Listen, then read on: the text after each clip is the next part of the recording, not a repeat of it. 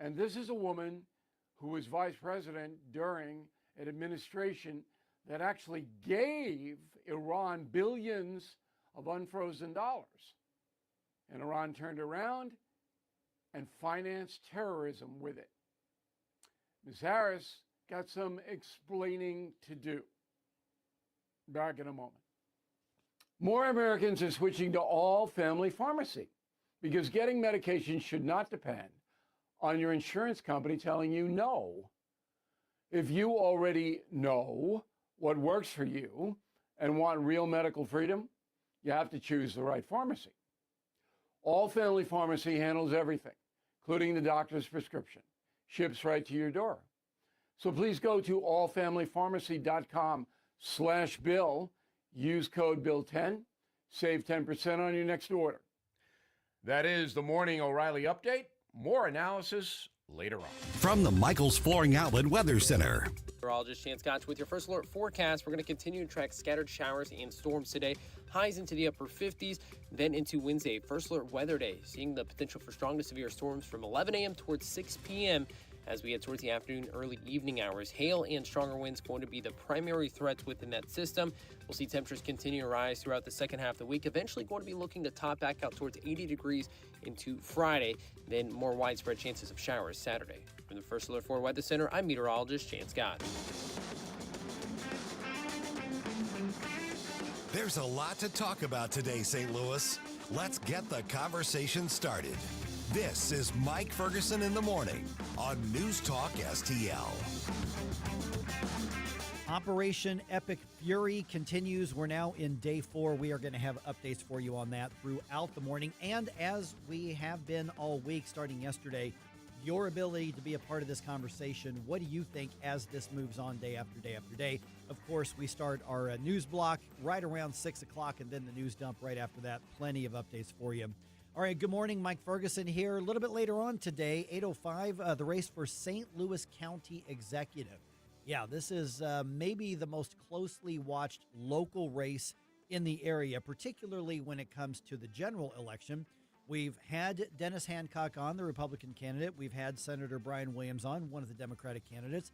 His opponent is County Assessor Jake Zimmerman. He's going to be on the program here as well to give us his vision for how he would lead the county if he is elected. Once again, 8:05. All right, before we can have a really informed opinion on what's happening in the Middle East, we need to be, well, informed. And our friend Jim Talent, former U.S. Senator, was on the program with us on Monday giving, and listen, this is not one of those conservative, liberal talking point things. This is just one of the most respected perspectives and minds when it comes to geopolitics in the country, giving us a lay of the land as to why things are happening the way they're happening and what's at stake. And here's what Jim had to say. Revolutionary Guard facilities, Iranian air defense systems. Just now was announced that we knocked out 9 ships plus their naval building. It's known as Epic Fury. It is underway. The U.S., along with Israel, we have hit Iran again. I'm Mike Ferguson. We've got Susie Moore here, now joined by former U.S. Senator Jim Talent. And Jim, really appreciate you being on the program here. Pete Hegseth is doing an update basically as we speak right now from Washington, D.C. on Epic Fury. But first, I want to get your thoughts on the scope of this initial mission and this attack. When we talk about what was hit, like the president just referred to, what was the strategic significance of essentially this first wave, and then we can get into the why and the how and things like that. But why did we hit what we hit, and was it important to have other nations involved in this? Yeah, that's a really good question, Mike. It goes to the heart of the purpose behind the operation. So what we hit initially was the remnants of their integrated air defense system. So the idea is to render the country completely defenseless, which I don't want to say it was completely defenseless, but their systems had already been largely knocked out. It's one of the reasons we're doing this now. And then you move in and you strike the military targets that you want to strike, which is we're taking the ballistic missile system, and the Iranians have decapitated the leaders. And the object is to knock out our prime adversary in the Middle East at a time when they were already weak and extremely vulnerable. So that's the purpose behind it.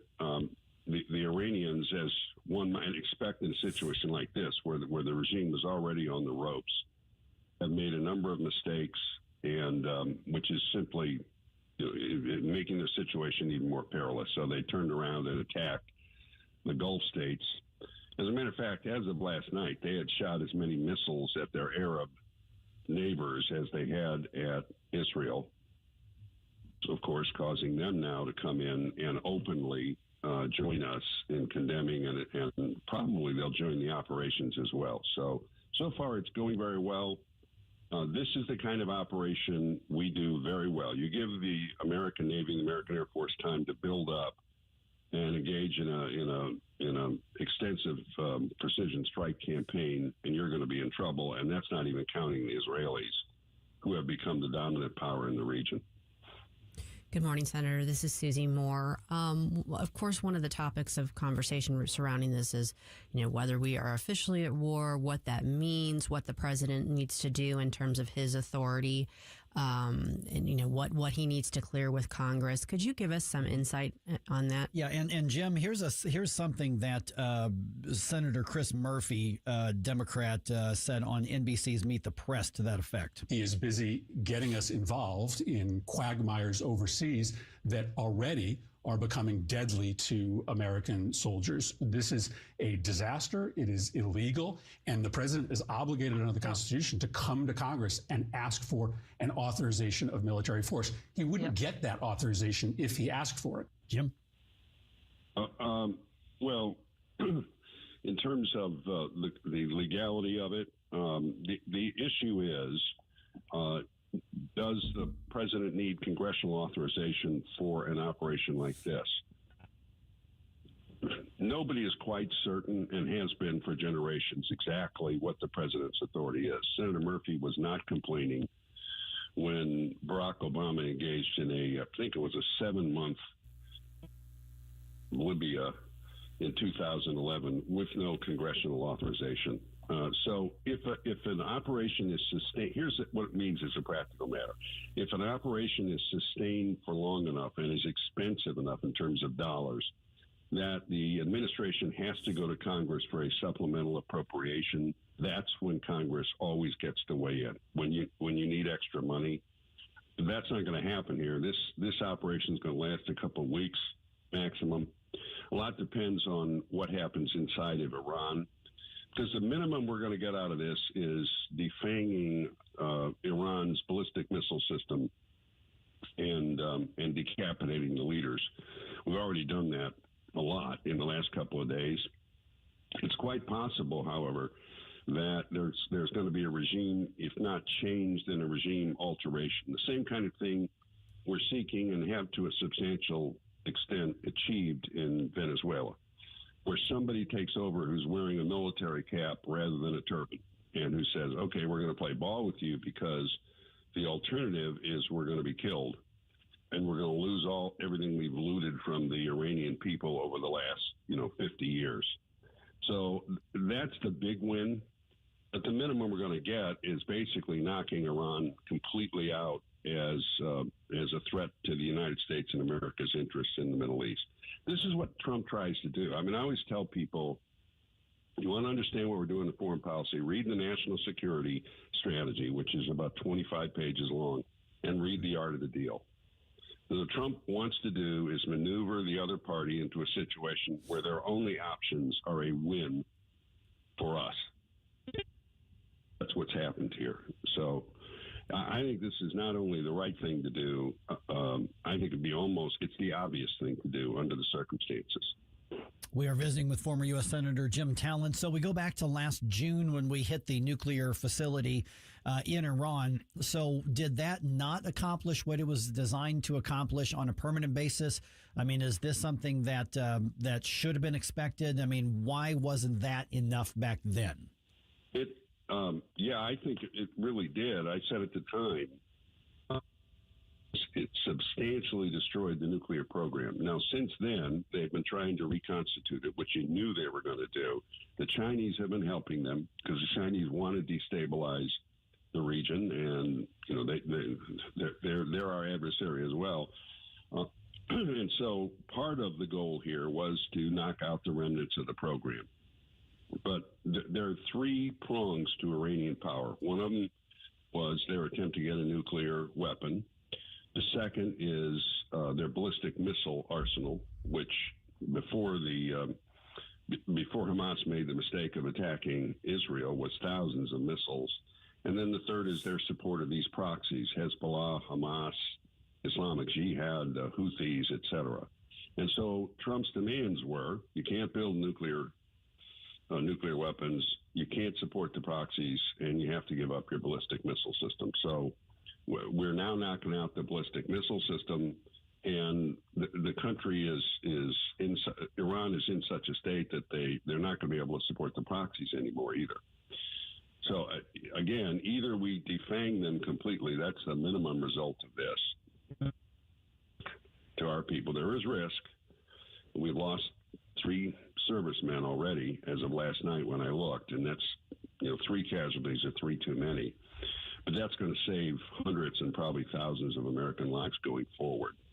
So this is the right thing to do at the right time, and I have every expectation it's going to be successful. And then we'll see what these people who are now criticizing it, what they say in a couple of weeks. I expect they'll just want the whole issue to go down the memory hole and everybody to forget what they said. Senator, one of the things that seems to be distinguishing the military operations we're seeing under the Trump administration versus previous administrations is they appear to be moving with a clear goal. We're seeing quick strikes, end games, that sort of thing. I thought it was interesting that Senator Murphy decided to refer to what's going on in Iran for the past, 48 hours as a quagmire. I think that might be a little premature to characterize it as that. But speak to the importance of having that end game, end goal in mind when you engage in activity like this, and how that distinguishes some of our previous endeavors. Yeah. It makes all the difference in the world. We actually have a strategy. It's a global strategy. It includes regional goals. And if you, again, page 5 of the National Security Strategy, I know what this sounds like. It's like I'm a think tank person, but I mean, it's so important that you have goals, you have a strategy, you've thought about the means by which you're going to accomplish something. And so our goals in the Middle East are to protect the United States, and that includes Americans abroad. We know what Iran has done for 50 years to Americans abroad. Anybody who wants to Google it can. You'll see a litany of attacks on the United States, both here in the homeland and also abroad. There's a reason they've been labeled the chief state sponsor of terrorism. We don't want an American adversary dominating the region. And the country that wants to do that and has tried to develop the means to do that is Iran. And we want to protect the free flow of goods in the region. We want the right of the United States to move, trade, and travel in the region on the same terms as everybody else and peacefully. And they're the major threat to that as well. And so you heard a couple days ago their proxy, the Houthis, saying we're going to seize up all shipping in the Persian Gulf. Now they can't do it.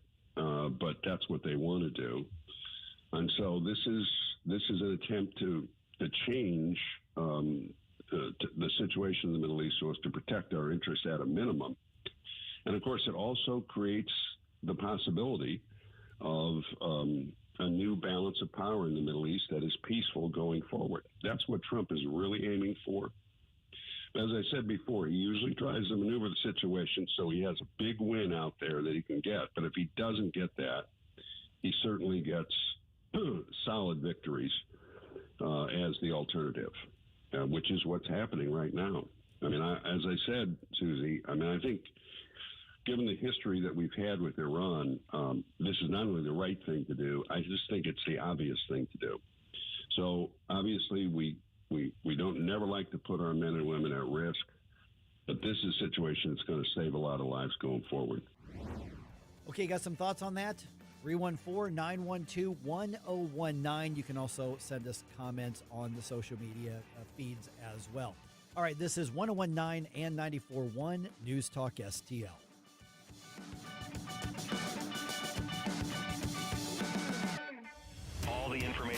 on the drive to work. Mike Ferguson in the morning. I keep it on throughout the day, whether it's local, national, or something big that's happening overseas. News, analysis, and opinion. St. Louis is number one for conservative talk. NewsTalkSTL.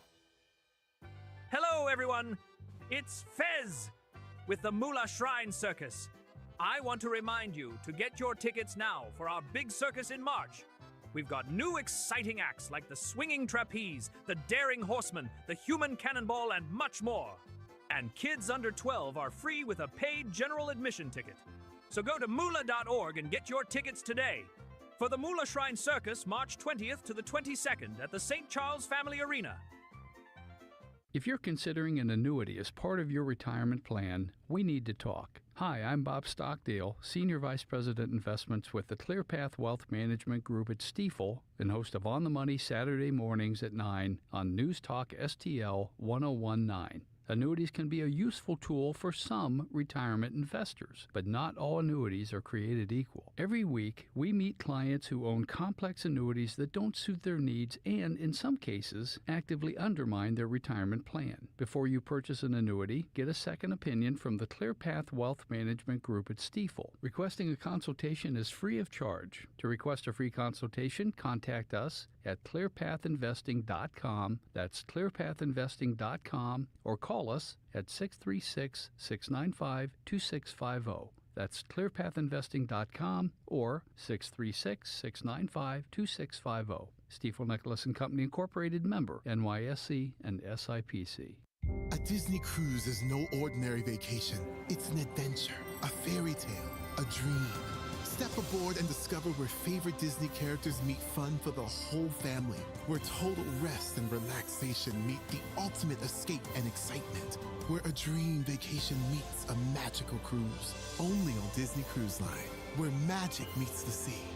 Magic Expeditions will make planning your Disney cruise easy. Reach out at magicexpeditions.com. Now you can fly anywhere in the world and pay discount prices on your airline tickets. Book a flight today to London, Paris, Madrid, or anywhere else you want to go. And pay a lot less guaranteed. Call the International Travel Department right now at Low Cost Airlines. 800-515-2397. 800-515-2397. That's 800-515-2397.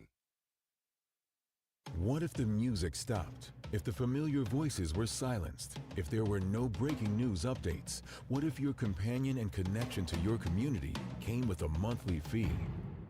Don't worry, we're free local radio with you wherever you go, celebrating 100 years and looking forward to the next 100. We are broadcasters. Text radio to 52886 and let Congress know you depend on your local TV and radio stations. This message furnished by the National Association of Broadcasters.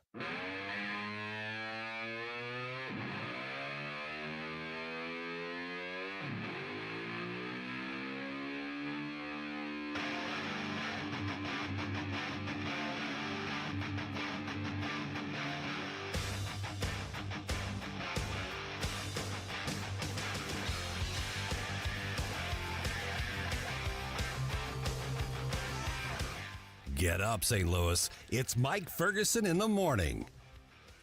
Okay, what's next? What's next at Iran? Oh, yeah. Where do you want to start? Right. I mean, Now, here's the thing. You could almost say the answer to that question depends on the answer to this question, which would be, what's next in Washington, D.C.? Okay. Yeah. Okay. So Epic Fury, now we're in what, day 4, I guess, of Epic Fury. Ayatollah Khamenei dead. President Trump on Sunday saying, the deal wasn't made. Iran wouldn't capitulate to ending their nuclear threat. And that is the entire premise of Operation Epic Fury. Iran was developing nuclear weapons. And I don't even know if there's a lot of, even Iran's allies, I don't think are questioning that really was the case. Now, one of the questions is, were they an imminent threat? There's questions about that. So Steve Witkoff, special envoy to the Middle East, was on Hannity last night on Fox.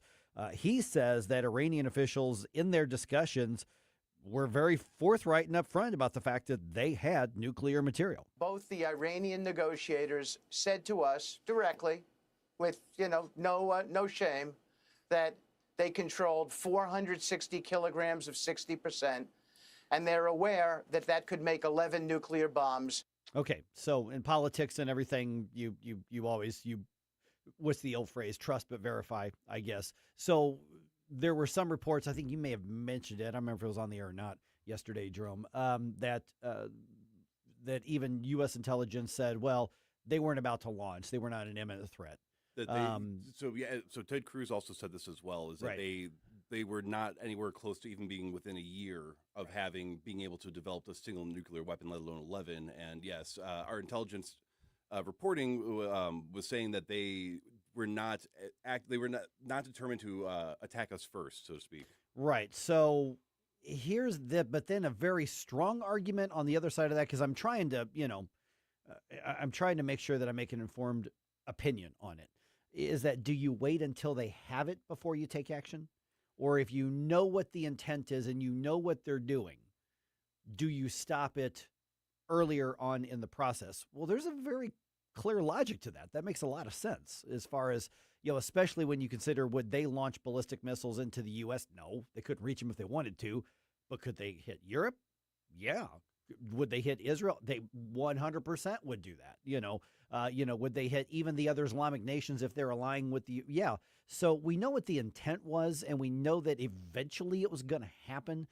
So should we consider that when we will look at, okay, well, did we jump the gun? Well, if you can stop it now, as opposed to waiting until hitting something causes a nuclear explosion, well, there's a logic to that. There's a defensible position there. Well, and this is where I'm kind of torn, because I'm reading through more of what is being said by the administration. But if they were that much of a potential threat to Europe and the Saudi nations before us, why was it just us and Israel conducting this? Why were not more forces involved in trying to absolutely cripple their entire military capabilities? That's what I would like to know.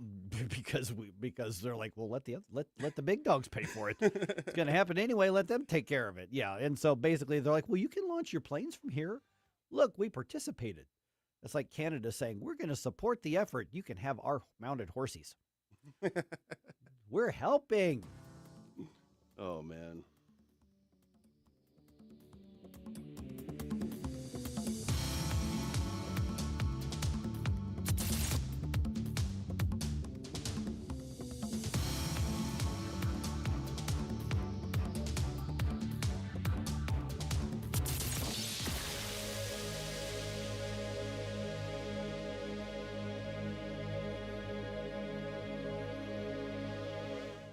Hey, it's Susie Moore. If new flooring makes you think hassle, think again, because Michael's Flooring is changing the game. For over 30 years, Michael's has been locally owned and trusted for quality, variety, and amazing service. Whether it's carpet, hardwood, laminate, luxury vinyl, or ceramic tile, their expert team makes installing new floors exciting, not stressful. That's why customers keep coming back. Visit Michael's Flooring at St. Peter's, Starting Prairie, Creve Coeur, or online at igotfloored.com. That's igotfloored.com. 1949, the last time a Republican held the top post in St. Louis City. A gallon of milk was 84 cents and streetcars ran down Grand Avenue. Unfortunately, St. Louis City streets are no longer the epicenter of family and business life. In the 80 years of Democrat control, our city has been on a steady decline. Hello, Kirk Ilsinger, chairman of the Republican Party for the city of St. Louis, and we believe it is our duty to provide a different path forward. I invite you to our meetings the first Thursday of every month. Learn more at stl-gop.com. Paid for by St. Louis City Republican PAC. Curtis Farber, Treasurer. People ask all the time, who the heck is Low Cost Airlines? Well, we're not just one airline. When you're talking to us, you're talking to everyone. We are the discount supermarket for all airline tickets. Plus, we have all the airlines and always have the best prices. American, Delta, United, plus all the specialized international airlines and a lot more. And we make it easy. We guarantee you'll talk to a live human in 60 seconds. You can have the rates you need and have your trip booked in 5 minutes. Now, how cool is that? And remember, when you're talking to us, it's like talking to every single airline available with one fast phone call. All you need to do is call and find the best prices to fly wherever it is you want to go. So are you ready? Call Low Cost Airlines right now. 800-515-2397. 800-515-2397. 800-515-2397. That's 800-515-2397. What's the best way to get rid of a timeshare that you don't want? Call the Timeshare Exit Hotline. We're a group of attorneys that help customers legally exit their timeshares. It's an easy process. We guarantee results or you pay nothing. Exit your timeshare today. Call now. 800-524-1641. 800-524-1641. That's 800-524-1641. If you're living with diabetes and using insulin, you know the pain of pricking your fingers over and over again. By wearing a small remote device called a continuous glucose monitor, or CGM, you can reduce the pain of pricking your fingers right away. If you're testing your blood sugar 4 or more times per day, injecting insulin 3 or more times per day, or using an insulin pump, call the Diabetic Health Hotline today. 800-515-2380. That's 800-515-2380. Paid for by U.S. Med.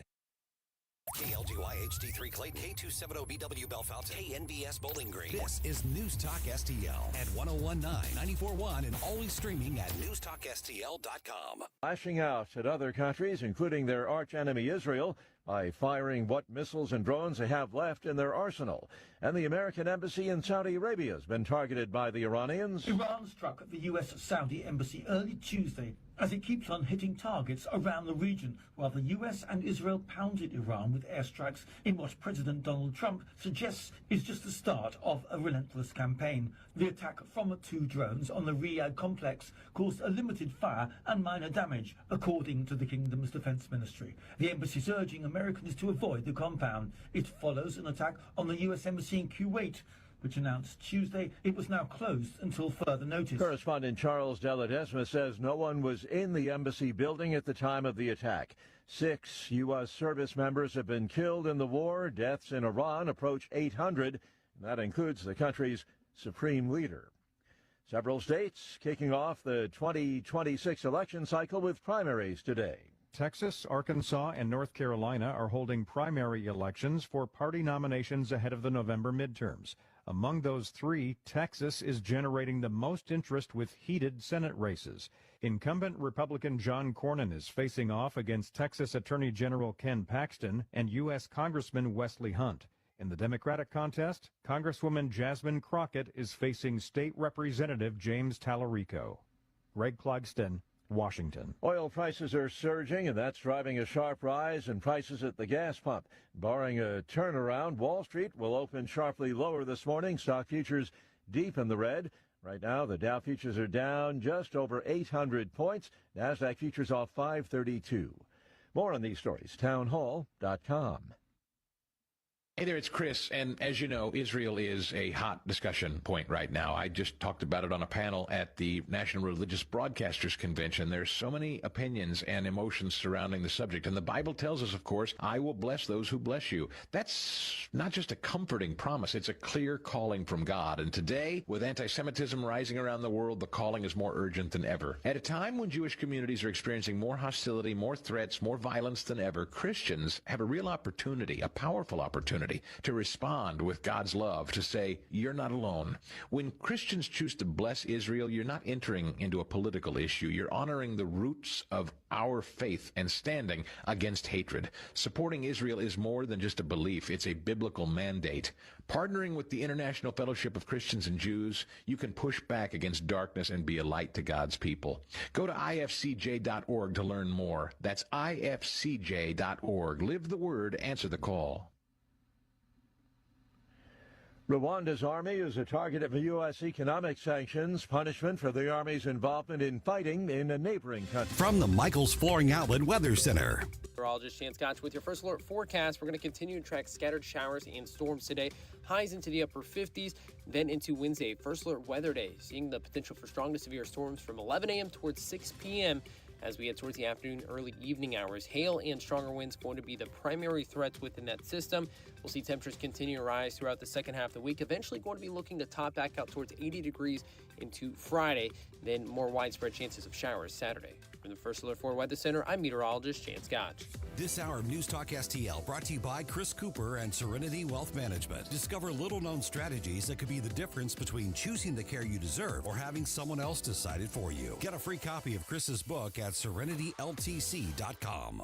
Never paint again. This is Darren, owner of Rhino Shield. Want to eliminate painting your home, business, or church? Call the experts at Rhino Shield. Rhino Shield is a revolutionary ceramic wall coating to regular paint and vinyl. Perfect for aluminum, steel, unpainted brick, block, stucco, EIFS, drive-it, cement board, and wood sidings. Rhino Shield eliminates wasting time and money painting year after year. Our ceramic coating deflects 90% of the sun's UV rays and 100% of the moisture. Our clients want affordable protection with the elimination of maintenance. Rhino Shield protects your biggest investment while maintaining your architectural features and gives you the curb appeal you deserve. Make your home great again by working with the Rhino Shield experts. A+ rated with the BBB. Call 877-25-RHINO, 877-25-RHINO, or 877-25rhino.com. See what we did there? Genius. Tell them, ladies. Go Rhino Shield. Never paint your house again. Rhino Shield.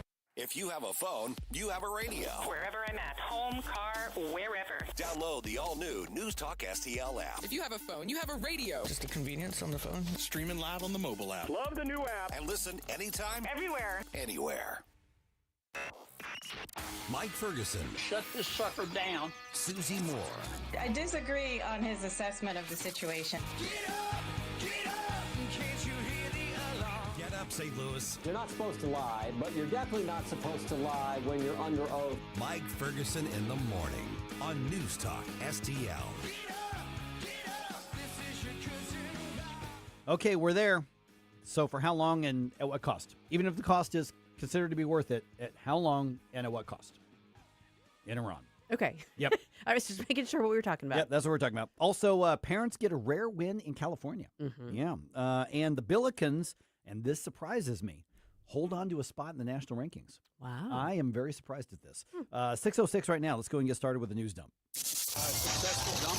Wake up, America. It all worked out. They got all the news. The morning news dump. Okay, the Trump administration is insisting the war with Iran will not be endless. Will not be another, I should say, endless Middle East conflict. Addressing concerns that combat operations could spiral into a long-running regional conflict, Defense Secretary Pete Hegseth said this military mission has a defined objective. This is not Iraq. This is not endless. He said the mission is to destroy the missile threat from Iran, destroy its navy, and prevent it from developing nuclear weapons. We fight to win, and we don't waste time or lives. Hegseth wouldn't rule out putting U.S. troops on the ground, saying the Pentagon will not forecast what it will or will not do. Greg Clugston, Washington. Okay, and of course we've got the partisan sort of tribal reaction for the most part. There's a few people on either side, Republican, Democrat, as far as support. But Senator John Fetterman was on Hannity last night on Fox, kind of calling out his party over this. If you really believe that they should never acquire these kinds of nuclear weapons or these kinds of longer range kinds of missiles, and if somebody decides to do that and make sure that that's not going to happen, why can't we all just acknowledge that that's a good thing? Yeah, and President Trump said if anybody else launched this, Democrats would support it. He goes, if anybody other than me launched it, I would probably argue that if any Republican launched it, the Democrats would, Yeah, if this was George W. Bush launching this, I don't know that they would, they'd react the same way. Exactly. Yeah. But it's elevated or because of him. It's Yes, amplified yeah. because of him. Or it's more intense. Maybe Yes, that's a way. Maybe that's a way to put it. Yeah. Okay. So Speaker Mike Johnson, speaking with reporters, asked about the question of whether or not the president had to notify Congress or whether he needed to get their authorization. He says President Trump acted within his authority to activate those strikes and to stop the ballistic missiles and take down Iran's naval capabilities. It's not a declaration of war.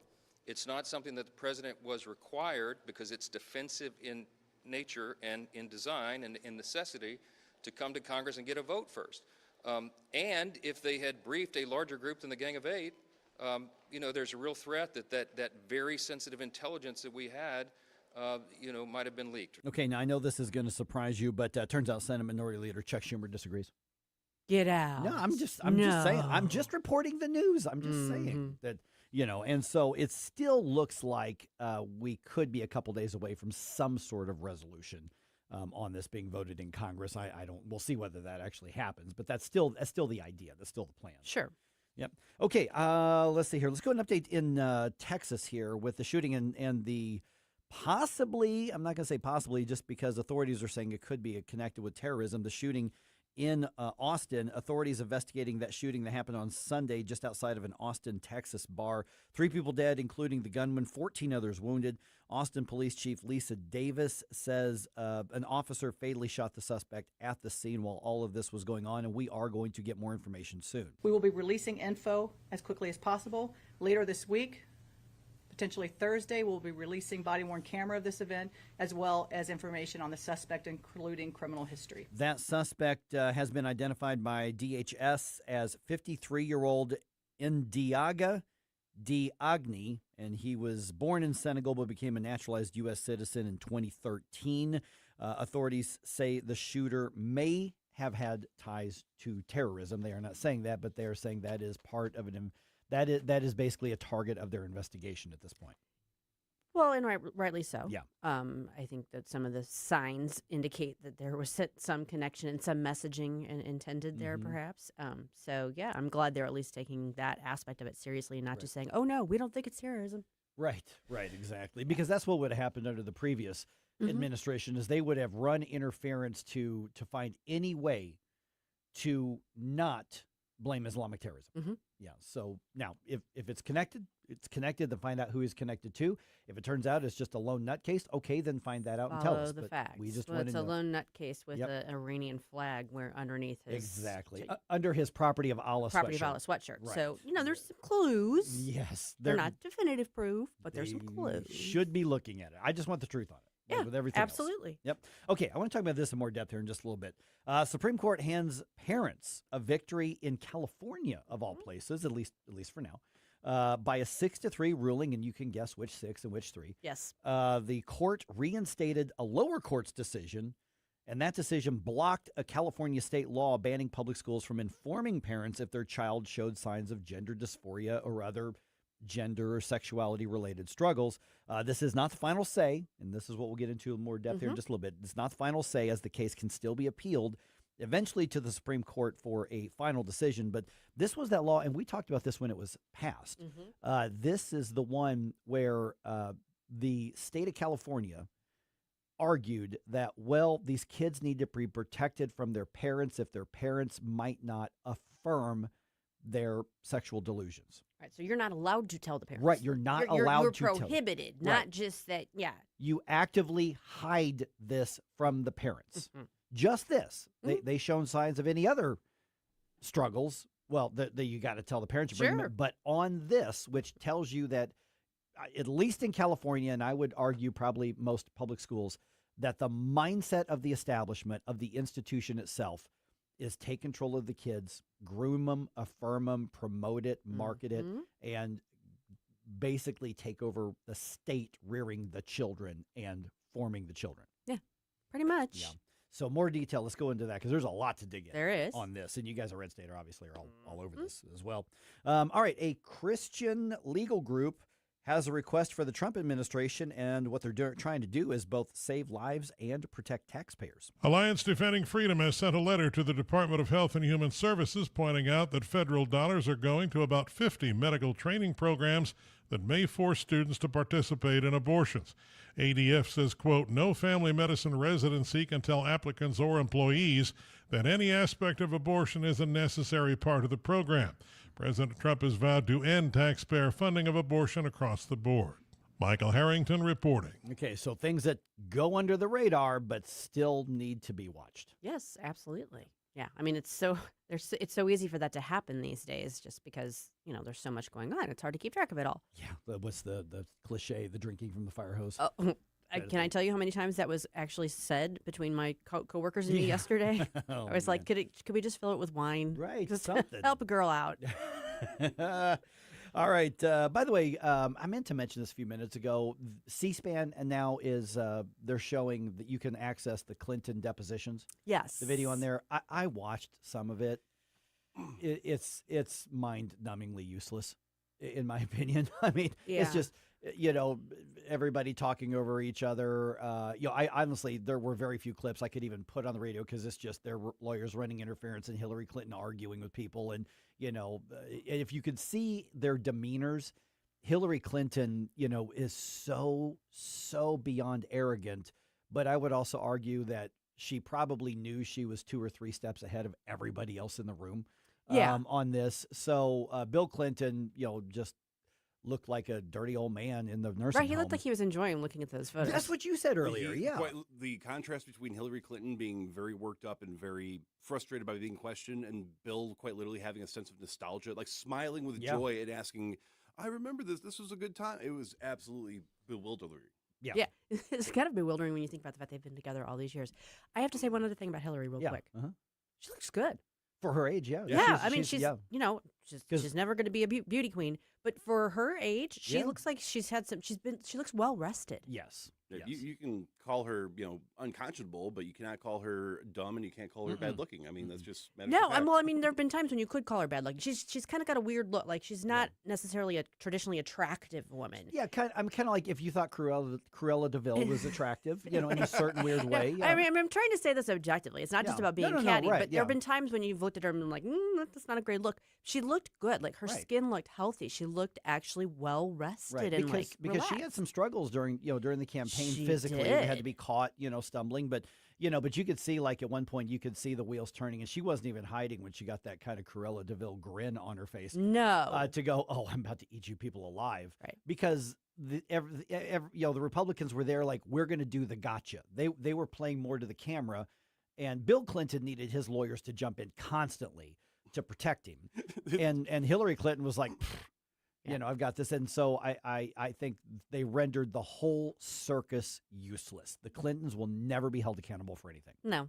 she seems like 10 years younger than him. Yeah, I think easily. You're right. Yeah. I mean, Bill Clinton, he literally looked like he looks like a doddering old man. He looks dirty like old man. Yeah, doddering old man. He looks like the dirty old man in the nursing home that the nurses are like, you know what? He's going to slap your butt. He's about to die. Don't worry about it. Exactly. That's how he looked. Kind of a puddle of old manness. I still can't believe that the lawyer had to rip one of the pages out of his hand because he was just absolute bizarre. It was weird. That whole, and I didn't have the sound on, but just the look was weird. Vintage Bill.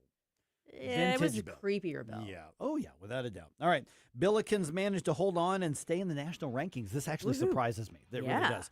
The new AP poll has SLU at number 25. Coaches poll ranks them at 24. Billikens host Loyola Chicago tomorrow at Chaffetz Arena. Illinois is at 11 in both of the polls this week. They are at home against Oregon tonight. Okay.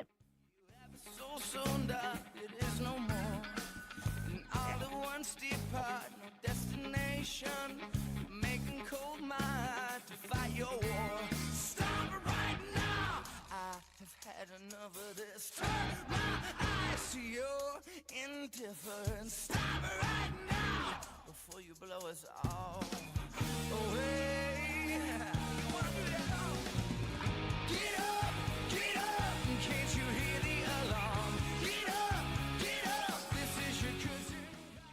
All right. A lot of times people think about springtime as kind of a renewal or a spring cleaning sort of thing, but think about the investment in your home, and that's not just inside your home, that's outside your home. Mike Ferguson here from my friends at STL Fence Works. You have got to contact them. Matter of fact, go to their website right now, stlfenceworks.com, and you can actually do a simulator and tell them what you want online and get a quote before you even talk to somebody from their fantastic team as well. They've been around over 50 years, serving the St. Louis metro area. They've been around since 1971, just like I have. This is a family-owned business, and they have an A-plus BBB rating here.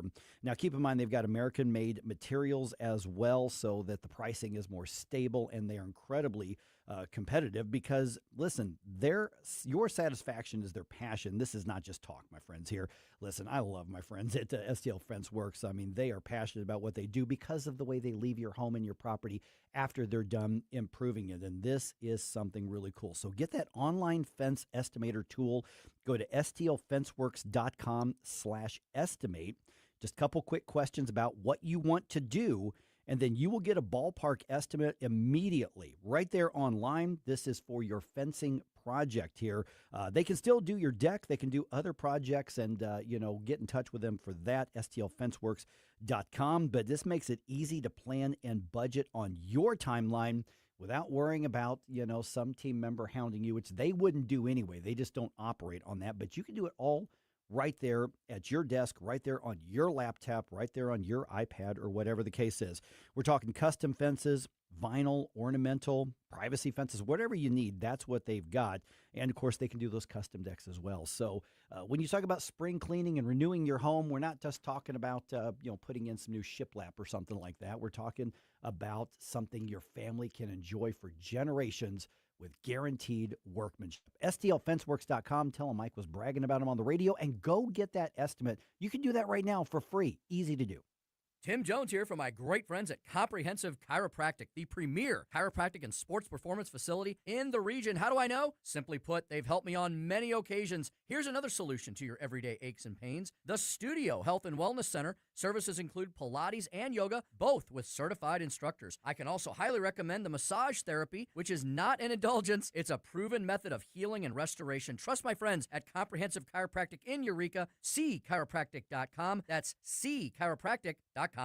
Columbo here for my friends at Bluff City Outdoors in Alton. The knowledgeable staff at Bluff City has served the St. Louis outdoor community for decades, and they can take care of all your bow hunting needs, all your trapping needs, all your fishing needs, and more. Plus, while you're there, you can schedule a trip with a local fishing guide and shoot in their archery range. Bluff City Outdoors is open 7 days a week, 1 mile east of Fast Eddie's at 2813 East Broadway in Alton. Follow them on Facebook and at BluffCityOutdoors.com. This hour of Mike Ferguson in the Morning is brought to you by Stifel. Request a portfolio review from your Stifel financial advisor at Stifel.com. That's STIFEL.com.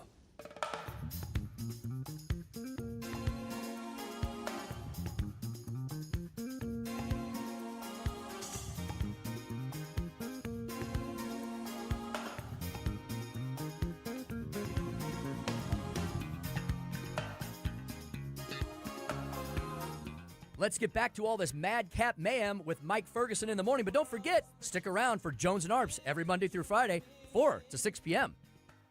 All right, imagine this. Parents have a right to know if their children are showing signs of mental illness. Huh. Imagine that. Seems logical. Well, except in California. And here's the amazing thing is we've talked about just the law after law after law that's passed with Gavin Newsom's, blessing, and back when she was Attorney General, Kamala Harris's, blessing, and you look at the cast of characters who keep getting elected there, and I don't know how I don't understand how there aren't more people on the left pointing out, saying this is evil, guys.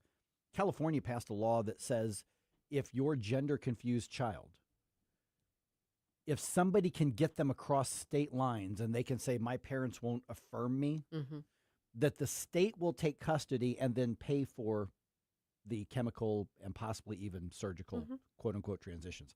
That's not hyperbole. No, that was the law. So basically they passed a law and said, hey, groomers and traffickers, if you can sneak those kids out of the house, get them to California and we're the safe haven.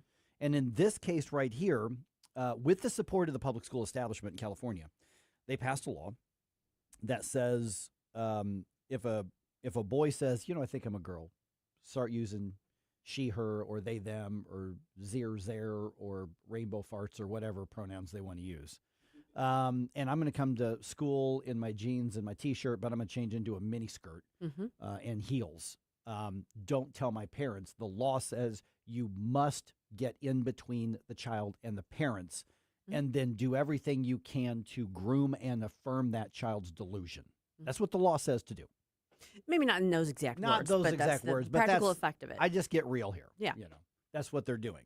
So the Supreme Court issued a ruling yesterday that's probably got the gender cult really, really on their heels right now. They're stiletto high heels for the dudes, at least. Here's how Sacramento, California television station KCRA reported the news. Other breaking news, the Supreme Court has handed down a ruling temporarily blocking a California law preventing teachers from informing parents about their students' gender expression. Now, the state policy was intended to protect trans minors from abuse at home or rejection, but it raised questions about if parents had a right to know if their child is going through gender transition at school. California argued that students have the right to privacy about their gender expression. In an unsigned order, the court found, quote, "We conclude that the parents who seek religious exemptions are likely to succeed on the merits of their free exercise clause claim." The California order comes months after the court upheld state bans on gender identity-related health care for minors. Okay, so now you saw how far they were trying to stretch the leftist perspective on this, but the case in point at hand is the ruling wasn't so-called trans good bad. The religious freedom argument is what I think a lot of people are missing in the story. Well, and you have to remember, the Supreme Court did issue that formal opinion last year, Mahmoud, out of Maryland, which basically had to do with schools notifying parents and giving them the option to opt out when they were talking about, curriculum that included this type of information. But it all ties into the religious freedom argument. And you noted this. This is not a final decision on the merits. In fact, I had trouble finding the decision last night because it kind of came out in a weird way. This wasn't one of the formal hand down days because this wasn't argued before them like the cases we've been talking about. This is basically one of those procedural rulings that says trial court put a stay or a pause on the law that bans schools from telling parents. Appellate court put a stay on that. We're vacating that appellate court stay, so the trial court's decision for now stands in place, and that means the law is on pause while it's all worked through the courts on the merits. Okay, so given that, then for the school system, for the school districts there, for the superintendents, for the guidance counselors, for the teachers, whatever, in theory, their child comes in showing signs of some sort of gender dysphoria or sexual dysfunction or something like that. Are they supposed to then notify the parents at this point? Now, I don't know if there's an affirmative duty to, Okay. but they're not prohibited from doing so currently because the law would prohibit them from doing that. So in California, my guess would be there isn't something necessarily requiring them to notify. Unless there's a wide-ranging, if there's any mental things, then you should, That could be. So unless there's something that maybe doesn't address this specifically, just overall. But setting aside all of that, if you are the parent of school-age children in California and you are not seriously evaluating your educational choices, you should be. I'll go even. Let me add one more option to that right there because they definitely should be doing that. I'm like really honest. Every parent everywhere should be looking hard at the public school system right now and what they're doing to your children. But how about this? Do parents have a responsibility to get out of an environment where you've got to go to war with the state over basic morality and protecting your children? Because we're not talking about they're wrong morally or ethically. They are. But we're also talking about phenomenal danger to the health and welfare of children in the name of this ideology.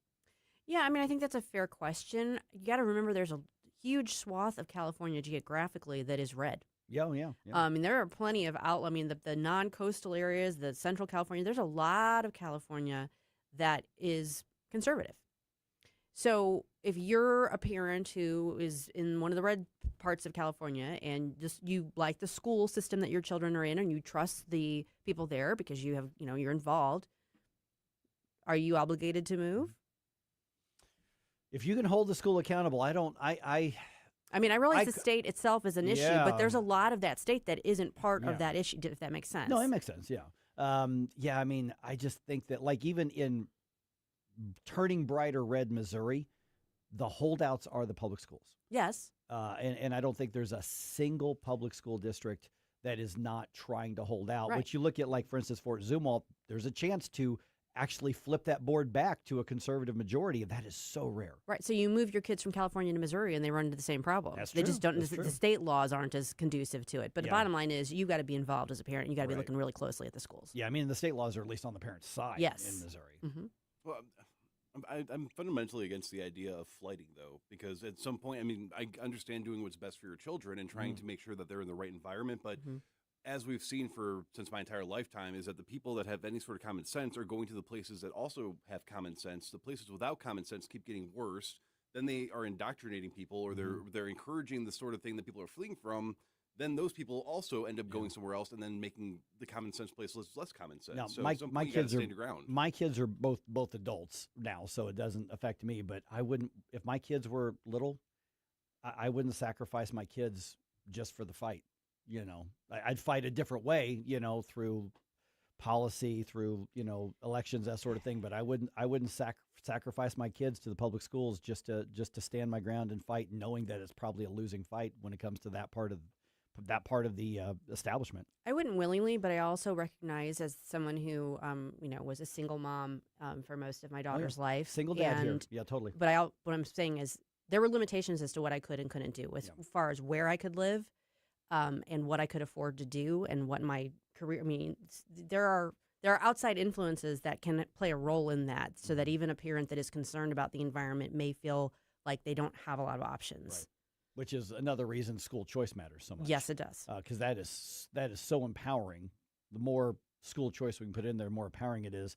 And that could be enough to hold, well, not enough, but that could be something that could hold the school districts somewhat accountable, because their funding would be threatened. Yeah. Yeah. Well, as we're seeing now, state lawmakers are trying to clean up the mess caused by years of the defund the police in the city, which is also a terrible idea. And that's got the mayor in a tough spot. So at 6:35, how about we tell you all about her latest pushback against state control of police in her city.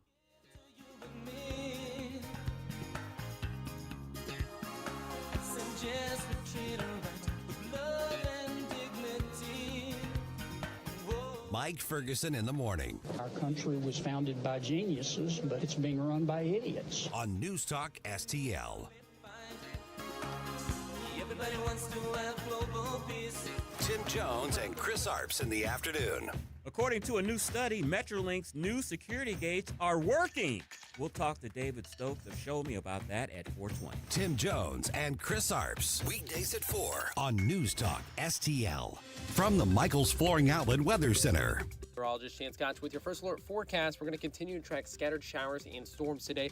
Highs into the upper 50s, then into Wednesday. First alert weather day, seeing the potential for strong to severe storms from 11 a.m. towards 6 p.m.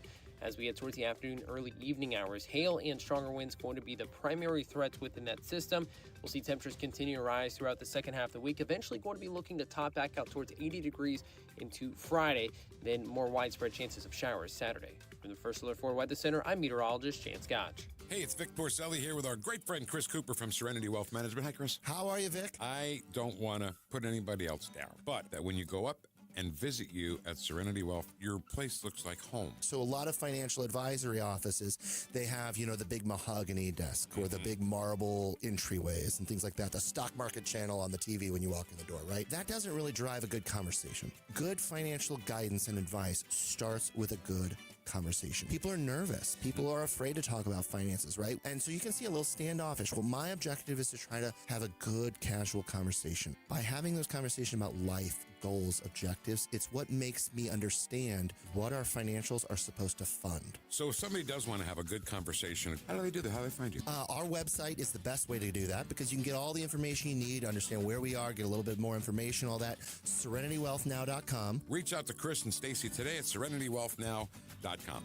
Investment advice offered through Fortis Capital Advisors, LLC. Tony Colombo here for Gutter Pros and Exteriors, your all-in-one service team that brings years of experience and quality that's affordable right to your doorstep. Christine and I discovered Gutter Pros and Exteriors when we bought our home and inherited a gutter problem. And they've also repaired siding damage on our home, because along with gutter repair, gutter installation, and leaf protection, the Gutter Pros team are also the best for repairing other exterior damage, including fascia, soffit, and all siding repair and installation. Learn about all the ways Gutter Pros and Exteriors can help your home or business right now at gutterpros.com.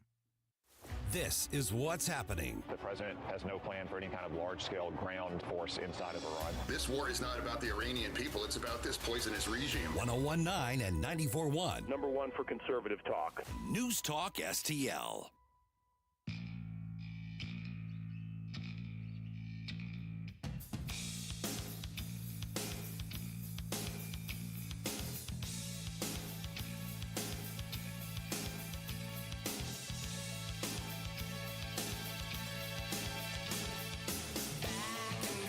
Bill O'Reilly here. Check out the O'Reilly Update this afternoon at 3:45.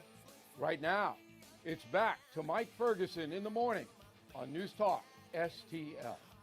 All right, the city doesn't get to run the police department anymore. Right. Okay, and we all watched the long history of why that's the case, but should the city still remain liable when the police get sued and things like that? So that's part of the debates and discussion. There's a couple aspects of this. One of them I'm kind of sympathizing with the mayor, and the other I'm like, no, I think that's just cost of the city, even though it's not Kara Spencer. She's really in a bad spot. Boy, did she inherit a dumpster fire. Yeah. When she got elected on this, and she has to deal with it. Mm-hmm. You know, she has to deal with it. So we'll tell you about her trip up to the state capitol yesterday. But you know what? While the world is watching what happens in Iran, plenty of news that affects us happening around the country. So, Susie, what is being covered today at redstate.com? This is the Red State Rundown. Front and center right now, we have from Rusty Weiss. Trump fires back at Megyn Kelly after she claims U.S. troops died for Iran or Israel. I think we're just seeing that fissure kind of widen between what some refer to as the woke right and, Trump and the MAGA movement. That's all I have to say about that. Yeah, there's Megyn Kelly's a sad fall of somebody who. Anyway, yeah, I'm with you. I think that's all. That's all I'm going to say. Very, I'll just say my affection for Megyn Kelly has left me. Dump it in with Tucker Carlson. Yeah.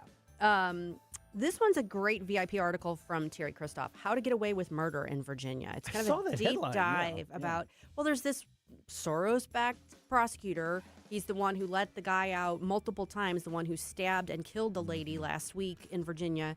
It's just a horrific story, but it's emblematic of the issues that they have there with this soft on crime mentality. And Terry does a great deep dive into that. So check that one out. And then we've got from Ben Smith.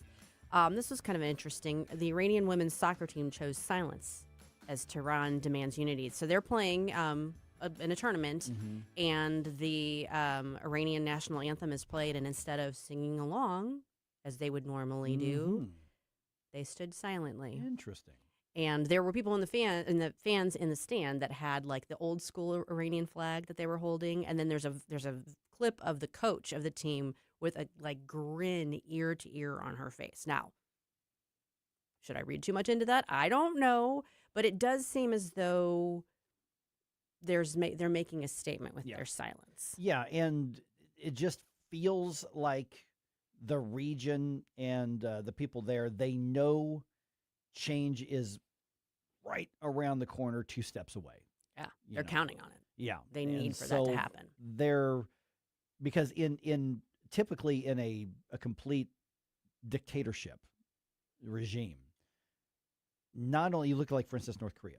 It's not, you can't even get away with just not participating. You must actively affirm. And so any act of something like that, they're clearly not sensing as much danger as they would have, say, 2 weeks ago. No. And I just have to say, it's been very interesting watching the left's reaction to Iranian women who are, celebrating their freedom or hoping for their freedom and, being very effusive about that, and they're being critical of that. It's like, what are you doing? Right.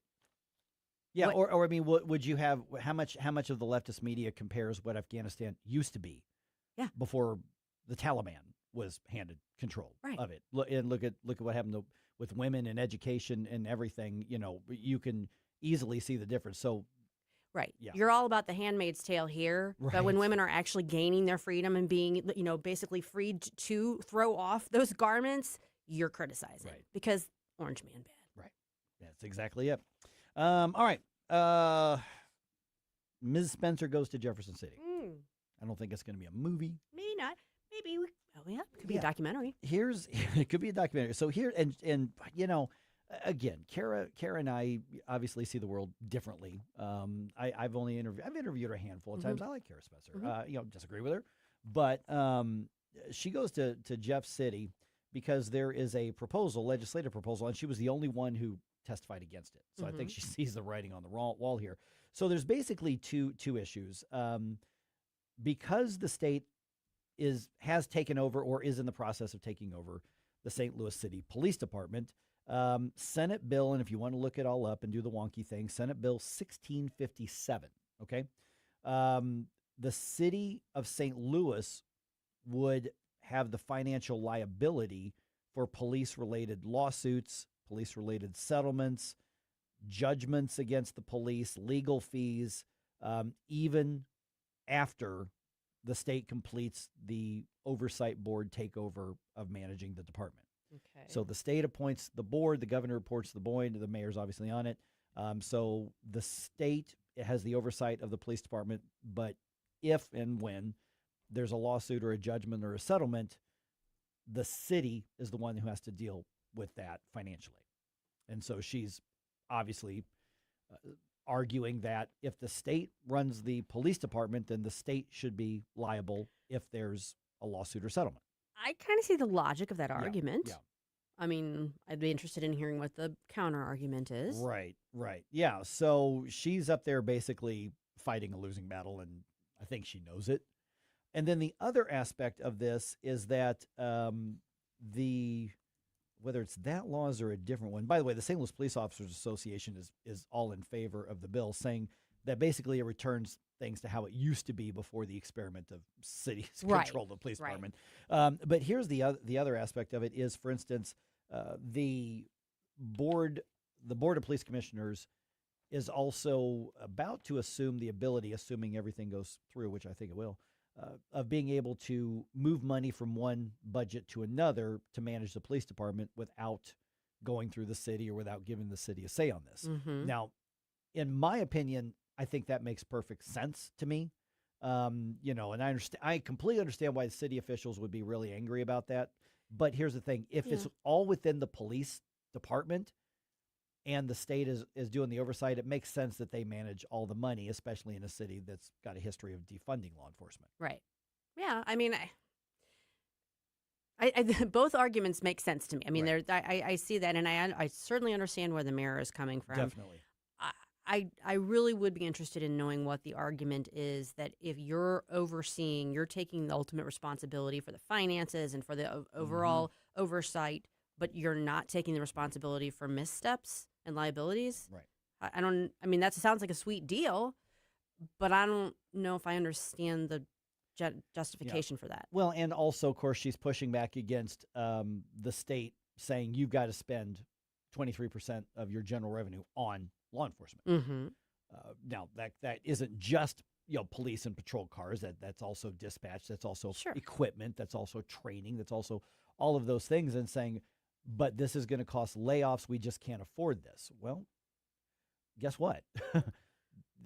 That's how the city chose to budget and spend money on many frivolous things. At one point, the city created a $1 million fund for women who live there if they wanted to go out of state to get an abortion to help them pay for it. That's true. Priorities. So, right. So, $1 million isn't going to cover anywhere near this, but I'm saying that's the priorities that the Megan Green Board of Alder critters and, Mayor Tashara Jones and all of those others, they dug this hole, and now Kara Spencer is charged with getting them out of it, and she doesn't have the authority now to do it with the police department. But here's the thing is that change had to happen. Yeah. I don't think Kara Spencer would have. I think she would have.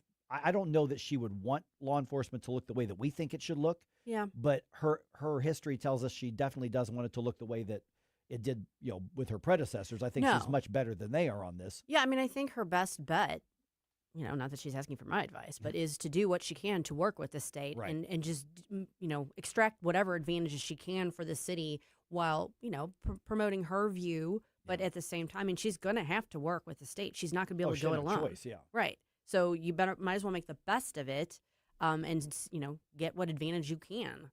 Yeah, and being in the Capitol, showing her face there, getting to know the lawmakers, very, very smart move. Because when Tashara Jones, the rare times that she would go there, it was basically it was basically antagonistic. It was, her in a very condescending way, whereas Kara Spencer goes to the lawmakers saying, you're killing me here. But Right. the lawmakers are saying, no, your people are killing each other, and we're trying to put a stop to it. Yeah. And again, Kara Spencer inherited this mess, She did.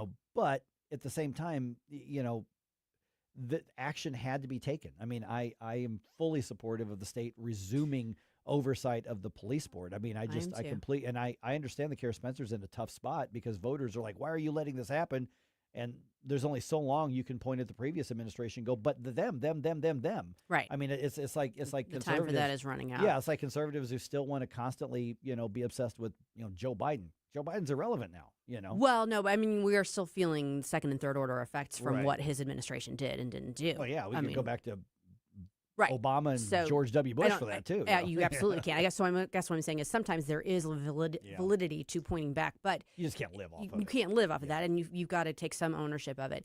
I mean, I go back to this, and I know people have heard me talk about this before, but my first introduction to Kara Spencer was watching her in the immediate aftermath of last May's tornado. Mm-hmm. And she was there, and she was like, sleeves rolled up. She was talking in depth to Josh Hawley. She was working with all of the officials there. There was nothing about partisanship there. Mm-hmm. There was nothing about politics. It was all about, working together with the people that are involved here. And so I was like, okay, that's a good sign. She's not here to like preen for the cameras and then snub that guy because he's a dirty Republican. Right. She's here to get stuff done for her constituents. And so I appreciate that about her. And I know she's in a tough spot and she's going to have to deal with being in a tough spot. And there are going to be times where we disagree with her. I mean, she yeah. came in and said, hey, how about we fill the potholes? How about we pick up the trash? Yeah. How about we clear the snow and the Good ice ideas, off the roads? Kara. Let's Good Let's ideas. do that. And of course, people are going to say, looks like, what? But we don't have enough transgender flags in town. How dare you? Again, with the priorities. I know, exactly. And she's on board with a lot of that stuff, and she's had the She virtue is. signaling She's very press progressive. conferences. Yes. That Yeah, sort but of she's stuff. also practical. Yeah, she's got that sort of thing. But I think she truly is, far left. But she sees that running city government is very different. So I feel for the position she's in here. I do too. Not her fault. No. She's dealing with she's playing the hand that she's dealt. Well, play it But well, Kara. She was given a bad hand, and she can blame the state for giving her a bad hand, but she's got to give the city and the previous mayor and the current board of aldermen, they're the ones that really dealt the hand to her. That's true. Yep. That's true. We have an exciting event coming up later this month, the St. Charles County Lincoln Trump Dinner. Join the St. Charles County Republican Central Committee for a great night of speeches, food, and fun, all to support the Republican Party in St. Charles County. It's Friday, March 20th at Old Hickory Golf Club in St. Peters. The VIP reception starts at 5:30. The dinner and program start at 6:30. Plus, you can enter the Second Amendment raffle that is being sponsored by our friends at Coral Roofing when you log on to register for the event. So just go to stcharlesgop.com for more info and to get registered, and we will see you there.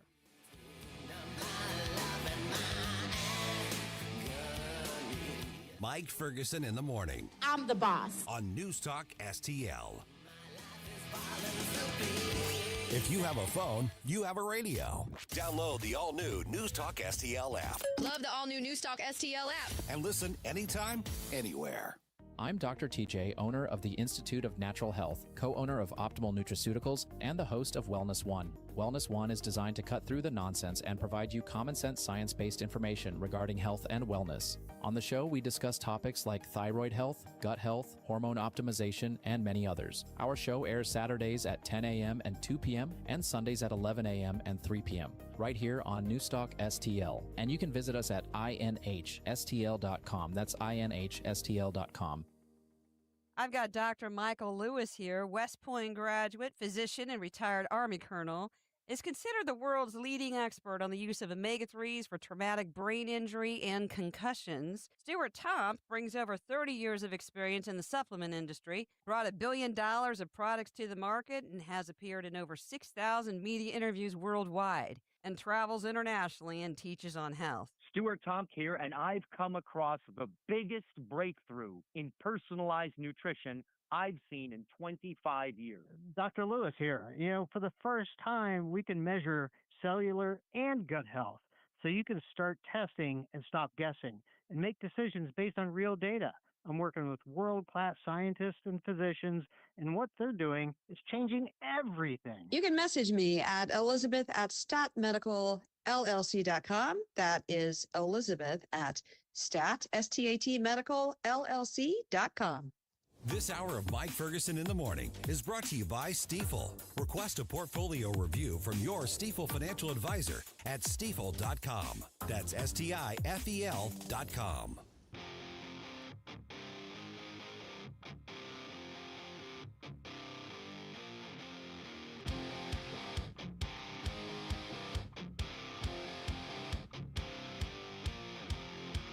Hey, this is Vince Colonnese. I'll talk to you tonight at 8, but now back to the Mike Ferguson in the Morning Show on News Talk STL. All right, how long is our adventures in the desert going to last this time around? I'm going to trust what Jim Talent had to say. Yeah, I don't think very long. You can check that out at our podcast. There was actually, I don't know if you saw this, Susie, there was a really good write-up about that, made some national news on the conversation with Jim Talent and Bob Andre yesterday. Oh, yeah, was there? That was at redstate.com. Oh, wait, I do know that. Yeah. Also, we'll revisit this. Parents get a rare win in California. We're going to go in, I definitely want to talk about that a little bit more later on. And again, Billikens, surprisingly, I really thought they would drop out of the national rankings, but they stay in them, barely, but they stay in them. All right, 6:49, let's go ahead and do another news dump here. The Morning News Dump. Are you joking? Is this a joke? Listen, folks, the Morning News Dump. Okay, Trump administration is insisting that the war in Iran will not be an endless Middle East conflict. Addressing concerns that combat operations could spiral into a long-running regional conflict, Defense Secretary Pete Hegseth said this military mission has a defined objective. This is not Iraq. This is not endless. He said the mission is to destroy the missile threat from Iran, destroy its navy, and prevent it from developing nuclear weapons. We fight to win, and we don't waste time or lives. Hegseth wouldn't rule out putting U.S. troops on the ground, saying the Pentagon will not forecast what it will or will not do. Greg Clugston, Washington. And, of course, in Washington, D.C., here back stateside, this quickly is devolving or has devolved into the partisan. Hey, it's an election year. Yeah. There's nothing that's too big to not devolve it down to, talking points. No. I mean, it was just always going to be that way. That's the way it is. Yep, exactly. So Senator John Fetterman was on Hannity last night on Fox, and he actually is taking issue with some of his own people in the Democratic Party about the reasons that they're speaking out against it. If you really believe that they should never acquire these kinds of nuclear weapons or these kinds of longer range kinds of missiles, and if somebody decides to do that and make sure that that's not going to happen, why can't we all just acknowledge that that's a good thing? Okay, so if you've got a sincere difference of policy or opinion, that's not a bad thing. No. There's no blanket rule that says you have to follow and accept whatever the leader does. What Fetterman is basically saying is, y'all are just looking for any reason for politics, and it doesn't matter what he does, you're going to complain about it. And again, I would go on to say what any Republican would do, although it's going to be a little more intense with Trump because he's, Trump. But like you said earlier, Susie, this is the kind of stuff that makes people so disgusted with everybody and says things like, a pox on both your houses. Right. Yeah, because you're not doing this sincerely. Right. It's all about the politics. I mean, Fetterman, whatever, your concerns or questions about him might be, he's very consistent, particularly when it comes to, strong foreign policy, keeping Israel as an ally and working together with them. And this ties hand in hand. And he is rightly pointing out, look, you say you don't want Iran to have this capability. You've said that over and over and over again. Now you're mad because someone's making sure they don't have that ability. Right. And they would be all about it if this was Barack Obama. Oh, without question. Without question. All right. And, of course, media and pundits and other politicians questioning the legality of it, saying, should Congress have been notified? Should Congress have given approval, authorization? The Speaker of the House was asked about that yesterday, and here's what Speaker Mike Johnson had to say. It's not a declaration of war. It's not something that the president was required because it's defensive in nature and in design and in necessity to come to Congress and get a vote first. And if they had briefed a larger group than the Gang of Eight, there's a real threat that very sensitive intelligence that we had, might have been leaked. Okay, so legally we are not at war. Practically, are we at war? Yeah, I think it's fair to say practically we are. I mean, I think even Trump has kind of said it that way. But I do want to point out, yes, they notified the Gang of Eight ahead of time, and he has given a formal notice to Congress now. Which you can look up and read. Yeah. So, I mean, I don't know. I was just going to reiterate, President Trump keeps using the term war, and I know that we can't always take everything he says word for word literally, but in his mind, one of his last Truth Social posts actually mentions that we have a virtually unlimited supply of weapons. These wars can be fought forever and very successfully just using these supplies, meaning the ammunition and weapons we have. Well, that's comforting. So I would like to be optimistic and say that we will be in and out as quickly as possible, but the current timeline that was projected is now going to be 4 to 5 weeks, but he said he's willing to prolong it as long as it takes. I just am not. I think it's a war. It's intended to be a war. Right. No, I think I think it's fair to say that. I think it's also not legally a declaration of war. And I do think that we should make a movement to call the posts on Truth Social Truth Poshals. Troshals? Yeah, I think that makes sense. Thank you for your attention to this matter. Thank you. Exactly. Exactly. Okay, I want to dig into this a little bit more here in the maybe 7 o'clock hour. So, Supreme Court hands parents a victory in California, at least for now. Okay, by a 6-3 ruling, the court reinstated a lower court's decision. This is where we get into the wonky legal layer thing. Okay, so the bottom line is that a state law banning public schools from informing parents if their child shows signs of gender dysphoria or other sexuality-related struggle. The school districts, the law that says you cannot tell the parents, that law is now blocked. Paused. Yeah. On hold. On hold.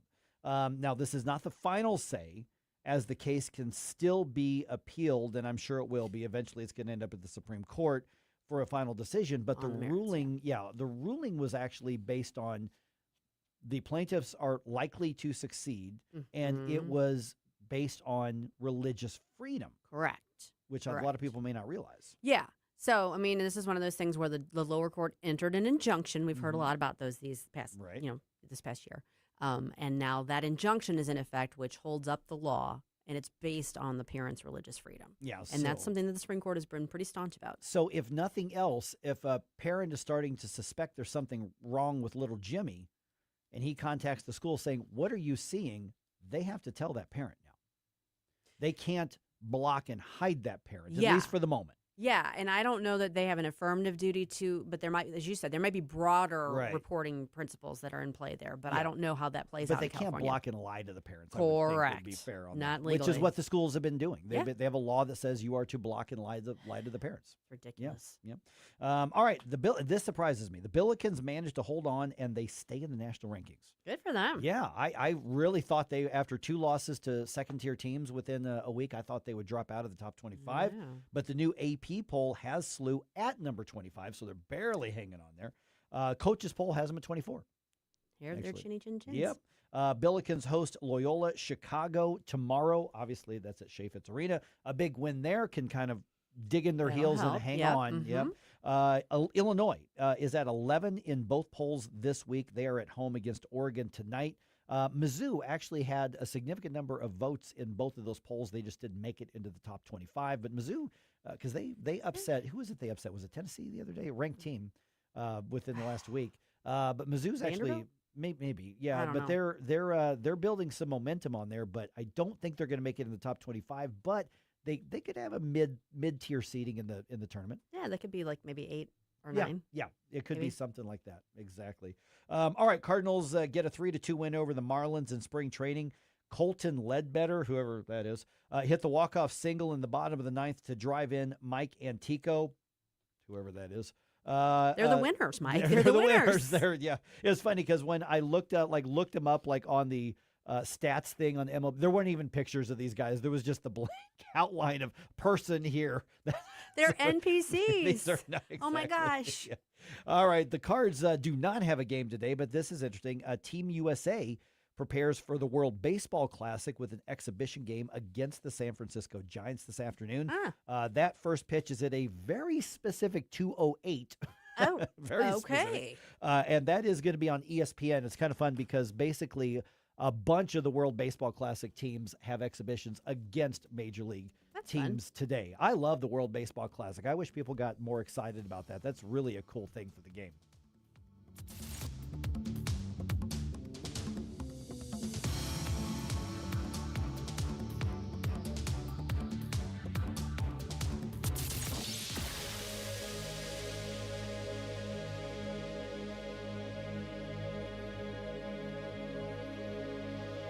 Jamie Allman here, tossing and turning over retirement worries. You're not alone. 3 out of 4 Americans share your concern about having enough saved. But here's the thing. A comfortable retirement isn't out of reach, even if you're planning for 30 or 40 years ahead. Every day, Jeff Portman from the Gemini Wealth Group helps people avoid the critical mistakes that can derail their retirement. Build your path to financial confidence. Visit GeminiWealthGroup.com or call Jeff directly at 314-888-0123. Securities and advisory services offered through LPL Financial, a registered investment advisor. Member FINRA, SIPC. Is diabetes keeping you from enjoying life's special moments? At U.S. Med, we understand the challenges you face, and we're here to help. With U.S. Med, I can finally manage my diabetes without it managing me. U.S. Med offers a wide range of services to simplify your diabetes care. Personalized care plans, convenient access to cutting-edge diabetes tech, and knowledgeable support. Plus, we'll check your insurance so your diabetes care may be covered at little or no cost to you. With U.S. Med, I feel confident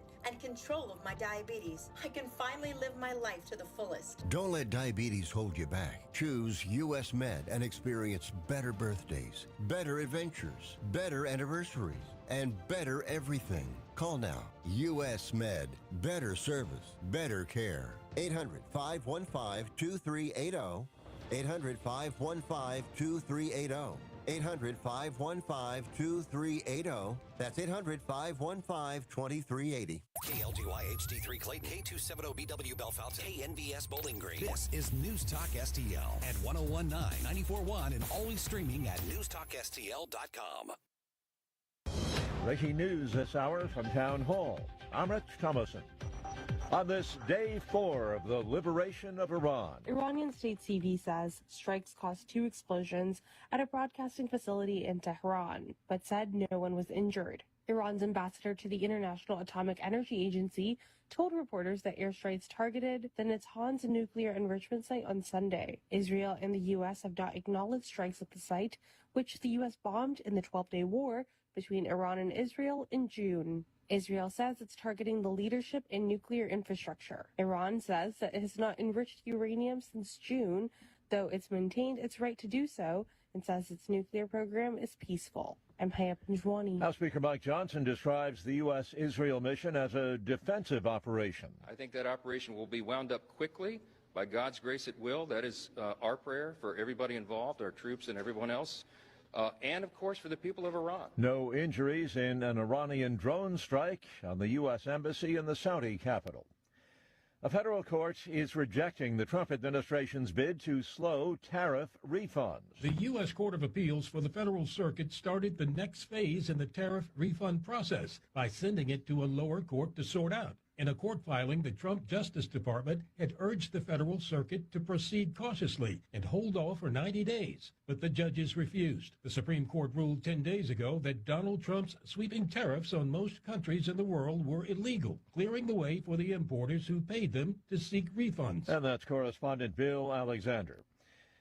With the strategic Strait of Hormuz effectively closed by Iranian threats on shipping, crude oil prices have been soaring. While on Wall Street, stock futures are sharply lower. The Dow futures down 654 points. NASDAQ futures off 435. More on these stories, townhall.com. They say timing is everything in the gold and silver markets, and it's true. Dennis Prager here for AmFed Coin and Bullion. Although you can buy at the right time, if you buy the wrong coins, you may not make a profit. When gold was $400 an ounce, many people were talked into buying high-grade old gold and silver collector's coins. Unfortunately, most of the people who bought these so-called semi-numismatic coins, like the $20 St. Gordon's and Liberty Head gold coins, have not broken even on their investment.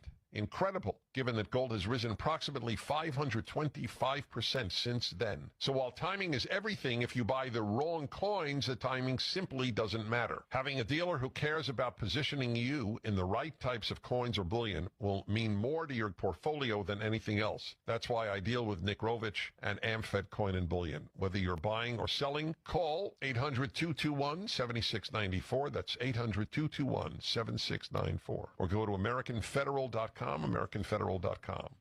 From the Michaels Flooring Outlet Weather Center. Meteorologist Chance Gotch with your first alert forecast. We're going to continue to track scattered showers and storms today.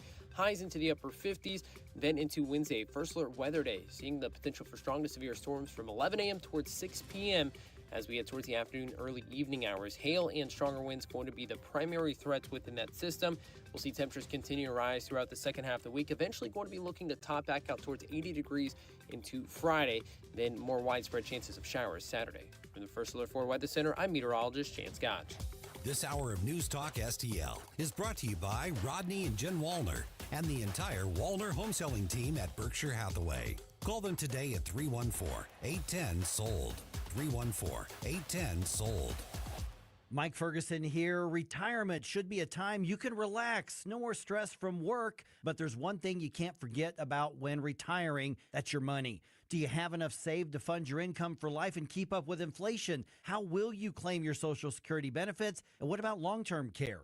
The ClearPath Wealth Management Group at Stifel is here to help answer all of these questions. You can hear their latest views on the markets and investing during On the Money, hosted by Stifel financial advisors Bob Stockdale and Eric Robert, every Saturday morning at 9, right here on News Talk STL. They can help you get organized, guide you through critical retirement decisions, and create an investment portfolio designed around your needs. To schedule your free retirement plan consultation, go to clearpathinvesting.com. That's clearpathinvesting.com, or call 636-695-2650, 636-695-2650. Stifel Nicholas and Company Incorporated, member SIPC and NYSE.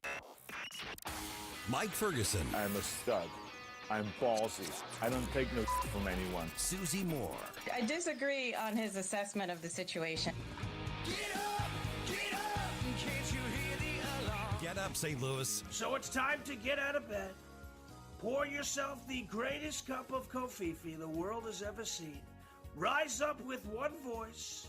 Drain the swamp and take back our country. Today's the day we're going to do it, and it's time to do it right now, believe me. Mike Ferguson in the morning on News Talk STL. Okay, we've talked about the politics of it, the questions. Democrats and a few Republicans are talking about the legality of it, and we're talking about the impact of Operation Epic Fury. But what does a war in the Middle East look like from the perspective of the men and the women sent there to fight it? Because so often, you look everything from the news coverage to the history books, it all gets talked about in the ether, in the grand political scale, sphere, really. right?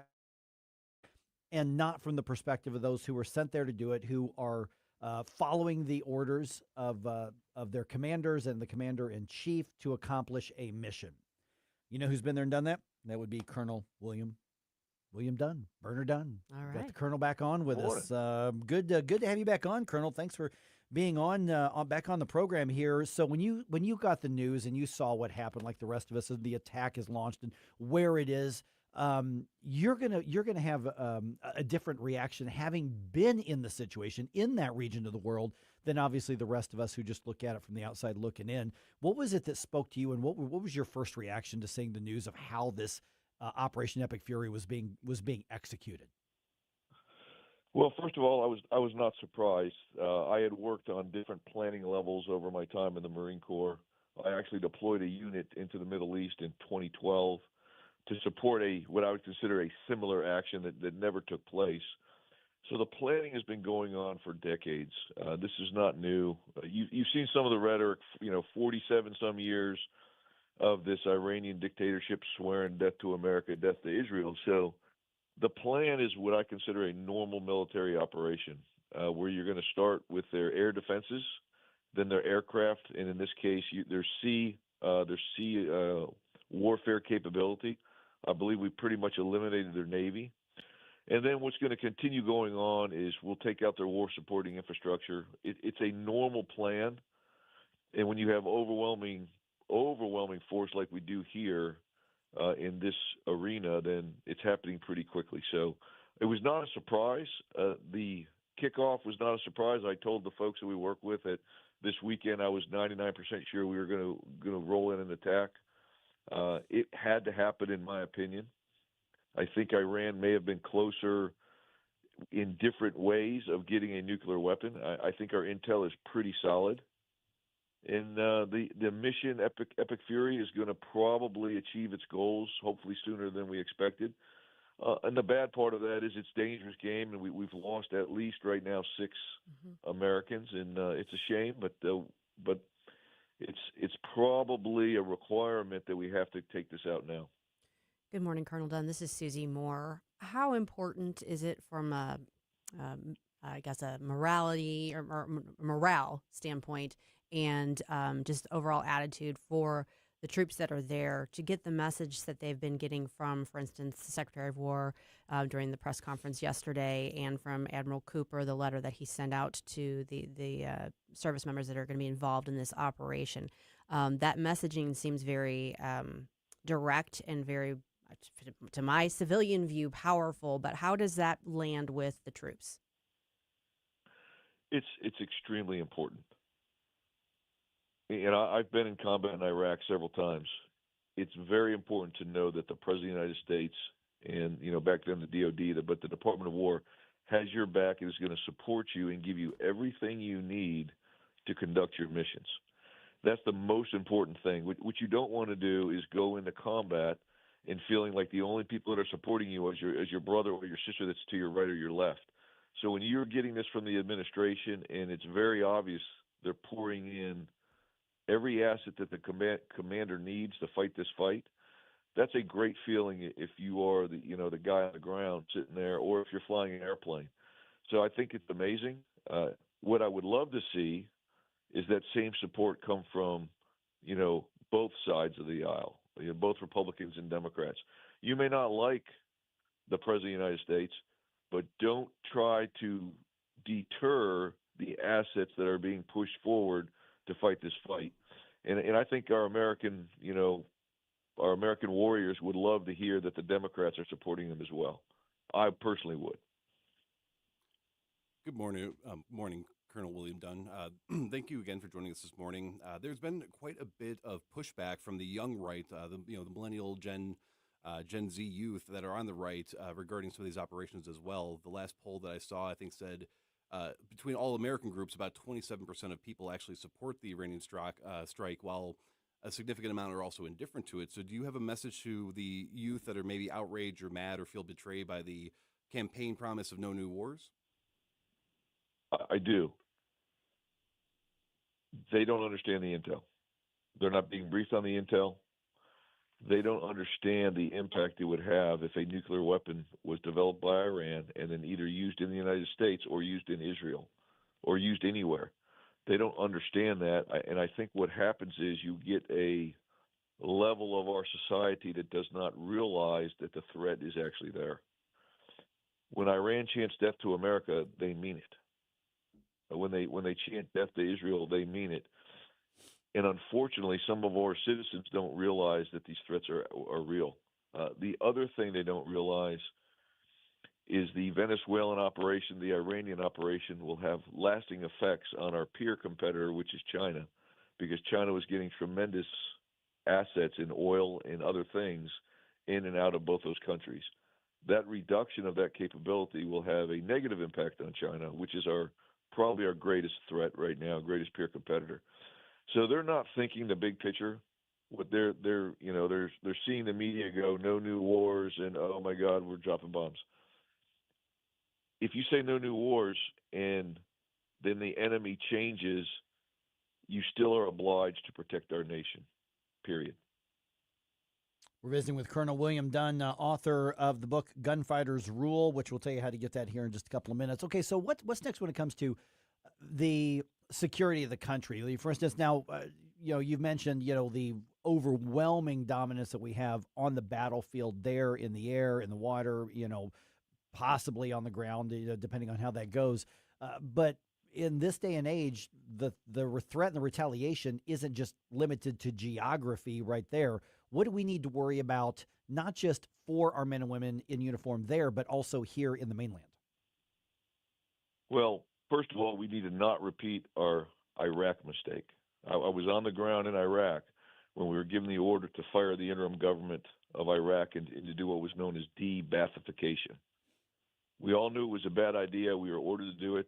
At the time, I was in Karbala, and I talk a lot about this in the book. I was in Karbala working with an interim government. I had to go in that morning with our battalion commander and tell the interim government they were fired. Then a 20-year insurgency started. We fired the military. We fired anyone that could run the country. I am positive this administration has learned from that. Some of the people that are now in charge of this war were young officers and young enlisted folks that now know how to prosecute this next stability op. So hopefully we won't do that. But the next phase, and I know there's phases of war, and I'm not talking about the phases of war, but the next phase is going to have to be an interim government, an interim solution that maintains security inside Iran for two purposes mainly. And, there's many reasons, but the biggest purpose is to protect the civilians. We do not want to have a humanitarian disaster in Iran after we take out a regime to help the Iranian people. We don't want them to then die because of humanitarian disaster. And then the second thing, and just as important, Iran does have a tremendous amount of weapons.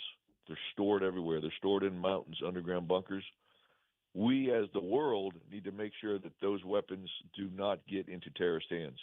That was a huge failure during Iraq. We watched one day, I personally saw trucks this was after major combat operations ended, trucks going into bunkers, pulling out tons and tons of ammunition, and we were not allowed to engage those vehicles. We had to let them go. And so, they're taking weapons there, you are not allowed to engage. And then, of course, the next 20 years, they probably used many of those weapons against us in Iraq. Wow. Colonel, do you have a sense, I know there are messages being sent out to members of the IRGC encouraging them to basically abandon their post and give themselves up and then being promised immunity for doing so. Do you have a sense as to whether that's going to be, how much success that will be met with? Are there going to be factions that will do that? Because I think that's critical to getting this change implemented as far as the regime. That's a tough one. It's interesting. If I look at my own perspective as a warfighter, I would never want any of my Marines to, lay down their arms in front of the enemy. In this scenario, if those troopers in the IRGC or anywhere in Iran also felt that the regime was brutal and terrible, we may be able to get there. The problem would be is if they pretend to lay down their arms, and then when things calm down, they pick them back up and they start killing Iranian citizens or whatever interim government that comes in. I think it was a brilliant play. Give them an out. You never want to back your enemy to a wall where there's no way out but to kill them.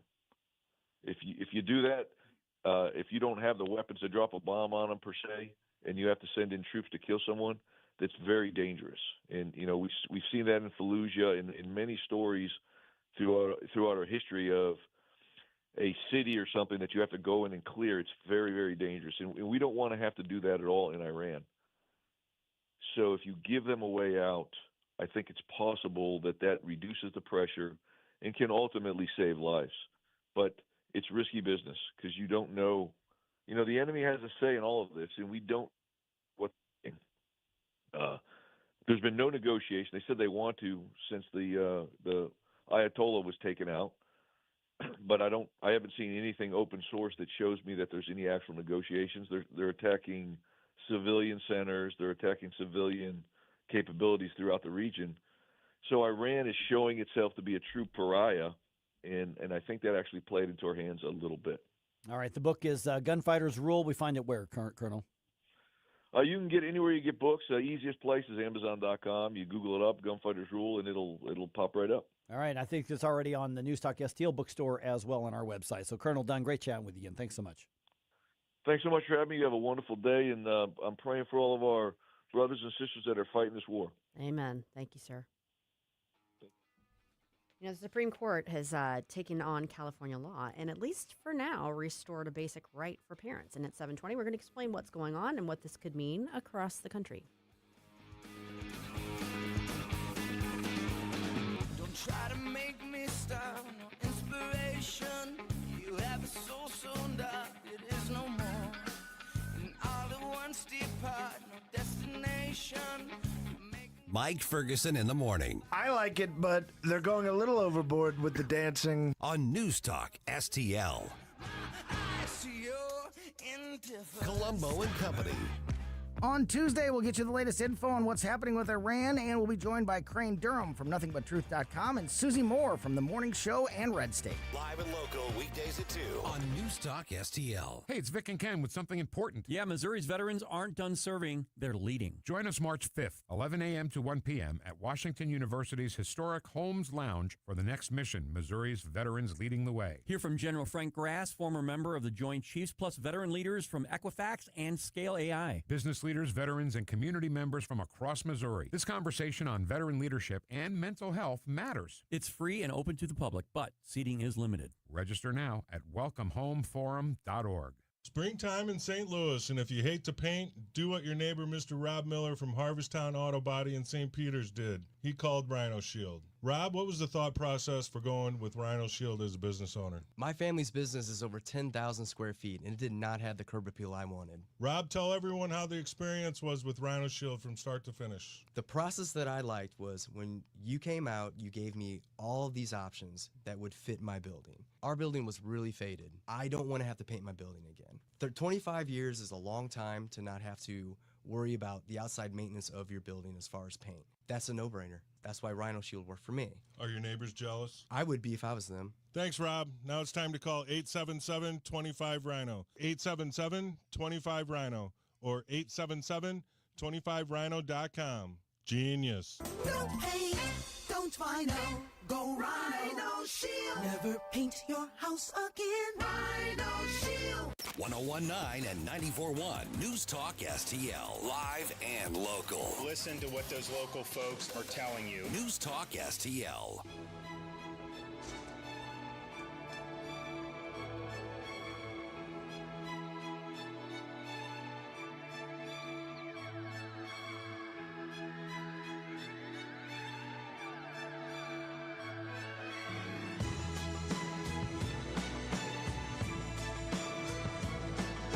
Good morning, Missouri. It's your boy, Joe Pags. I'll talk to you tonight at 10. But right now, let's get back to Mike Ferguson in the morning. All right, the Supreme Court steps in and tells public schools, yes, you must tell parents when their kid is messing with their sex and gender in a mental health way. Mm-mm. No, they said you can't prohibit them from doing that. You can't ban them. Yes. Okay, all right. Seems like basic morality, or at least getting close to it. It seems like it. Yeah, but that's all lost on the extreme leftist in most public schools at this point. So at issue here is the California law, and the weird thing is, I remember when this law was passed because we were covering those things. And here's when I'm putting together shows. I mean, it's really easy to go find rage bait of the extreme fringe out there all the time. I mean, plenty to go with. That's easy to do, and I try to be a little smarter, than that. And so far, thank you to everybody. You've reacted very well, and we've had some great conversations on this.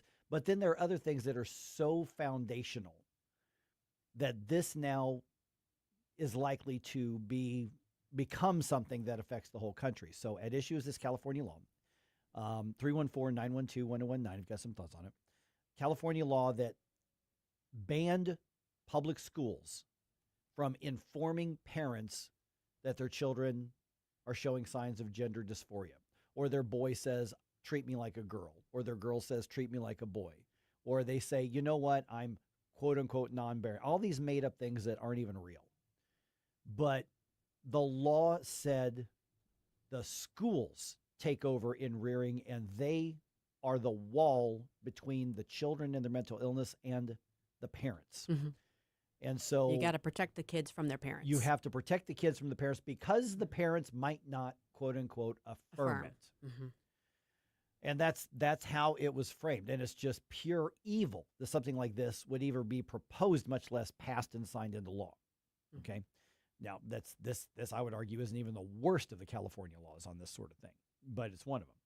And so that's being challenged on religious freedom grounds. Parents saying, I've got the right to rear my children with the values that I have.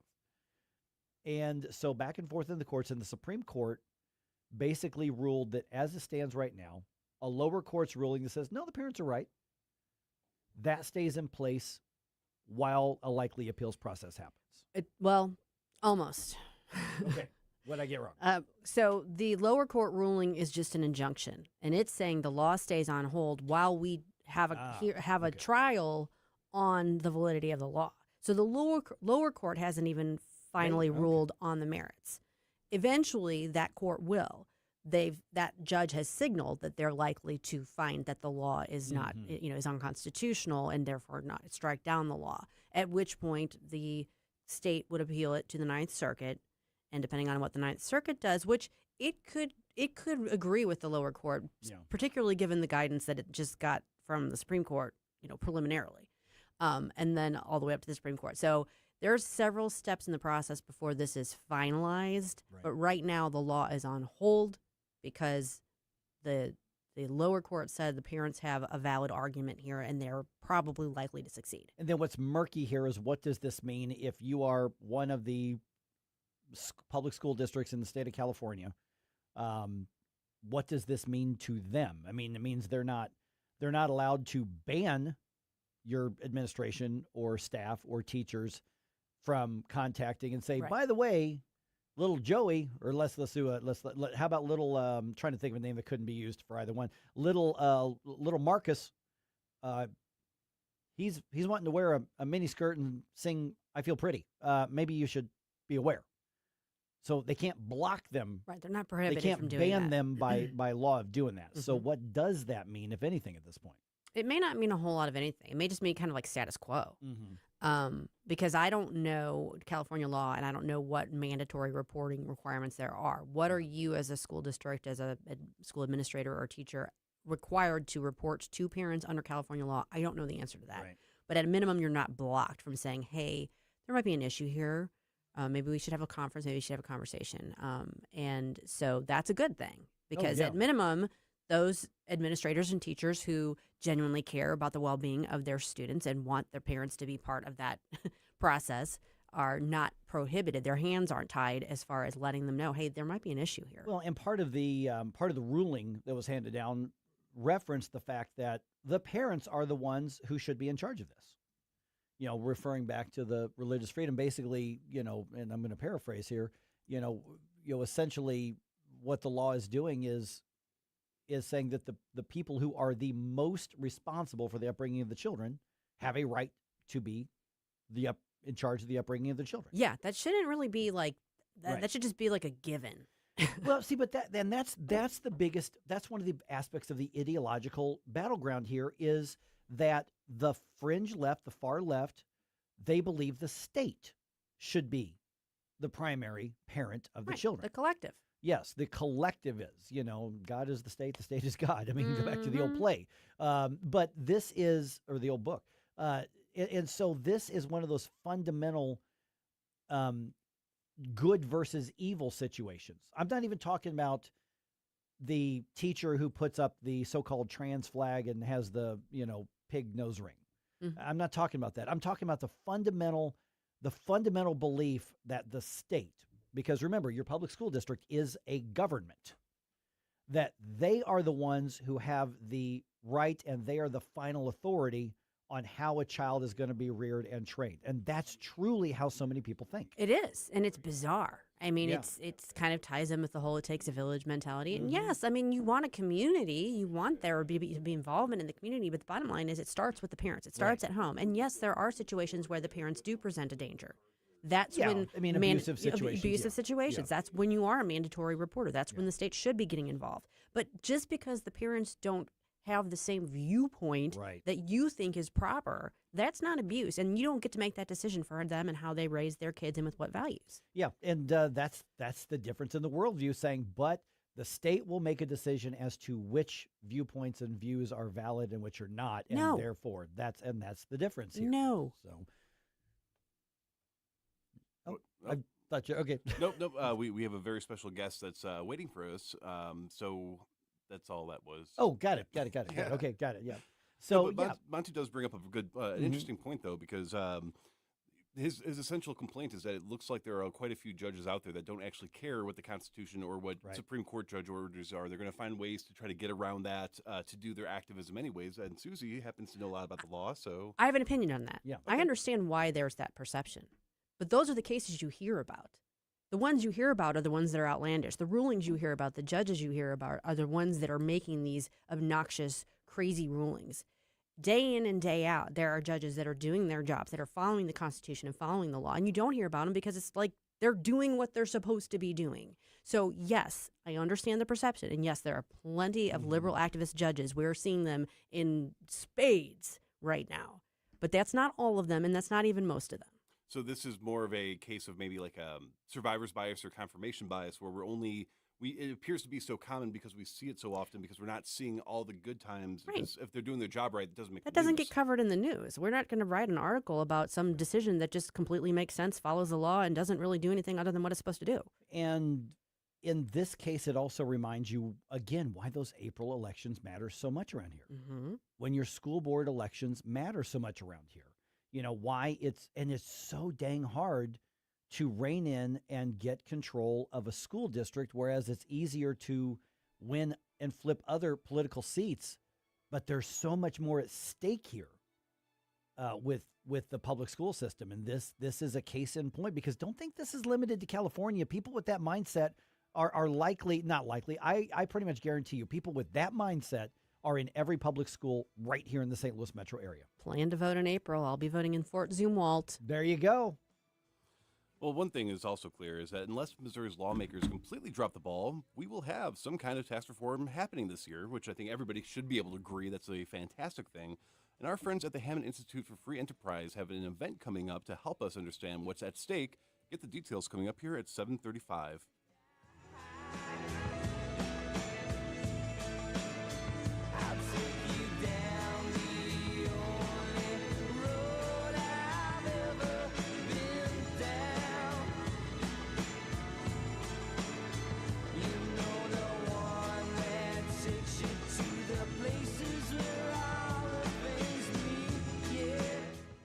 Mike Ferguson in the morning. What was once considered radical is now mainstream. On NewsTalkSTL. From the Michaels Flooring Outlet Weather Center. Meteorologist Chance Gotch with your first alert forecast. We're going to continue to track scattered showers and storms today. Highs into the upper 50s, then into Wednesday. First alert weather day, seeing the potential for strong to severe storms from 11 a.m. towards 6 p.m. As we head towards the afternoon, early evening hours. Hail and stronger winds going to be the primary threats within that system. We'll see temperatures continue to rise throughout the second half of the week, eventually going to be looking to top back out towards 80 degrees into Friday, then more widespread chances of showers Saturday. From the First Alert 4 Weather Center, I'm meteorologist Chance Gotch. When insurance companies know you're represented by under law, they know you're not going to be pushed around. So if you suffer an injury, damage to your property, serve the insurance company notice you have under law on your side. A St. Louis firm you can trust to protect you at every turn, not settle for less. You want to win? Call 314-9-MILLION. 314-9-MILLION. Under wins. Larry Connor's Commentary, brought to you by Vincent's Jewelers, offering a wide selection of jewelry, including lab-grown diamonds, affordable earrings, bracelets, necklaces, and rings, up to 75% off their natural counterparts. Visit VincentsJewelers.com. This is Larry Connor's Commentary on NewsTalkSTL. Leftists have no issue with lying to your face, and depending on the audience, they get away with it. Recently on CNN, a Democrat proclaimed as fact that during the State of the Union, Trump called Democrats monsters and they should be killed. Her words. Now, if you were to look at the transcript, you're not going to find anything anywhere close to that. Okay, maybe Trump went off script, Pull up the video, the audio of the entire speech. Look for where he said Democrats are monsters who should be killed. You still won't find it. Why? Because he never said it. Yet this leftist idiot proclaims it as an undeniable fact while appearing on CNN. A Republican on the same program quickly called her out for lying. And in the beginning, she was defensive, insisting, no, Trump said that. Finally, she had to admit, perhaps I was being hyperbolic. Perhaps. Anyway, she backpedaled, trying to soften her remarks. But how many leftists heard her first remark and found another reason to hate Trump, another false reason? Just don't let the facts get in the way of a good lie. Get more Larry Connors on Larry Connors USA. Tonight at 6 on News Talk STL. Public schools, like public libraries, should be free and open to all. Open enrollment allows parents to choose the school that's the best fit for their children. Maybe another school has a wider curriculum, is bigger or smaller. Maybe a kid is being bullied and would be more comfortable at another school. 75% of parents favor open enrollment.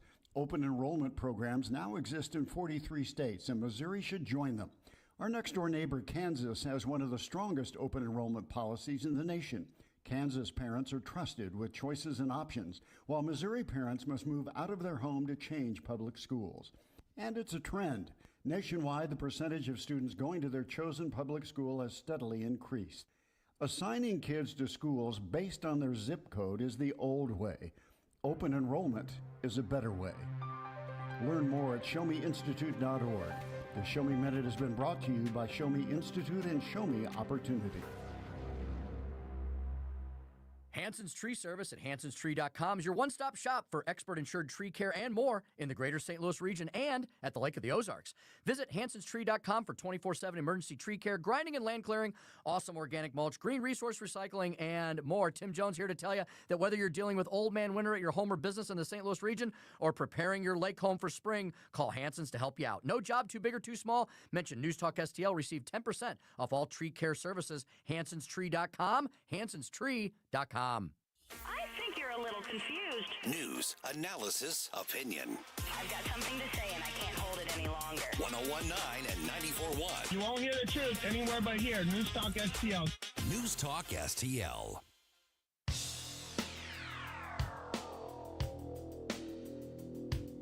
A modern day warrior, mean stride. Today's Tom Sawyer, mean pride.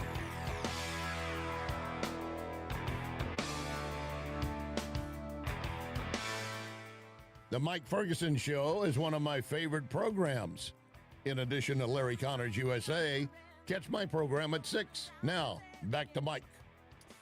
All right, so we've got the sort of political, for lack of a better term, marketing that happens over stuff. There's the social media soundbite part of the debates, and then there's the actual policy debates, and that's what ends up deciding if we get things like tax cuts and tax reform and how things actually affect our lives. And coming up later this month, actually, just got a few weeks from now, our friends at the Hammond Institute for Free Enterprise are saying, you know what, we got an expert to come in that can kind of inform you, kind of arm you with facts so that you can essentially apply that when you're talking to your lawmakers and when we're trying to get some changes made. And Grant Black from the Hammond Institute joins me right now. And this is coming up here March 25th. This is another one of these events that's it's free, and if people don't go, they're simply giving up the chance to be better informed, and they're giving up a chance to be more effective when it comes to talking with our lawmakers and policymakers on this. So what's coming up here?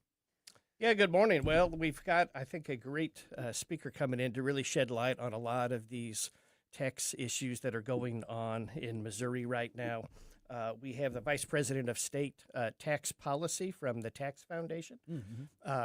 So they're an incredibly reputable organization nationwide. They do a lot of tax consulting with most states at a state level, local level, national level. So they're very plugged into what's going on here.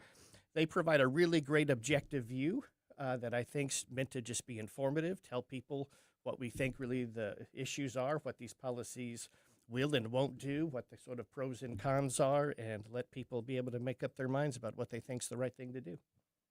Grant, we're heading into, or we're kind of in the middle of tax season for most people, and that's when I think they're more tuned into this idea of how much you actually pay in taxes and what that actually means. But from a practical standpoint, I think sometimes it's this sort of esoteric idea, like, oh, you're talking about tax policy. What does that mean to me as an individual? What are the things that we are trying to zero in on in Missouri to make the tax environment better for Missourians? Something that kind of translates concretely to the everyday person. Well, I'll say this. Any kind of tax system, whether that's at a national level, a state level, a local level, you're really thinking about several sort of key principles and foundations that underlie what that tax system should really look like. That's things like fairness, which is really saying those with similar circumstances should sort of pay similar taxes. Things like simplicity. Is it easy to understand? Is it easy to comply with? Is it easy to administer? Things like neutrality, where we're not trying to distort people's behaviors very much. Things like stability. Are these permanent? Can we kind of predict here's reliable revenues for government? Things like that. And competitiveness. So having, relatively low tax rates that help foster positive economic growth. And so you're trying to find a system that sort of pulls all that together, and that's incredibly hard to do. Yes, it is. In Missouri, obviously, we're wrestling with things like property tax issues, state income tax. So there's been lots of things on the table by lots of different politicians thinking about, do we eliminate some of these taxes? Do we cap them in some way to provide relief? Or changes in how we're kind of funding things, thinking about the competitiveness of our state compared to others that surround us that might have taxes some may prefer. And so that's what we really want to address here in particular, is thinking about the elimination of the state income tax, what that might mean in terms of expanding sales tax or property taxes. Obviously, a lot of politicians are looking at capping, eliminating property taxes in different ways. So there's lots of different kind of proposals out there, but that's sort of the issues that we'll be looking at that night. The event's happening March 25th. That's called Missouri's Tax Future. It's going to be at Lindenwood University in Dunn Auditorium. You can get your free RSVP tickets. That's at hammondinstitute.org, and it's right there. So if somebody's a little intimidated, Grant, and they're saying, boy, that's really wonky, that's over my head, are you just going to try to teach me the tax code and when that's not what this is about. This is about really how it applies to you. So somebody comes in and says, "Listen, I'm not an accountant. I'm not an auditor. I'm just a guy who either works at a small business, has a regular job. I own a business. I'm trying to figure out my family's future. I want to retire. Whatever their personal situation is.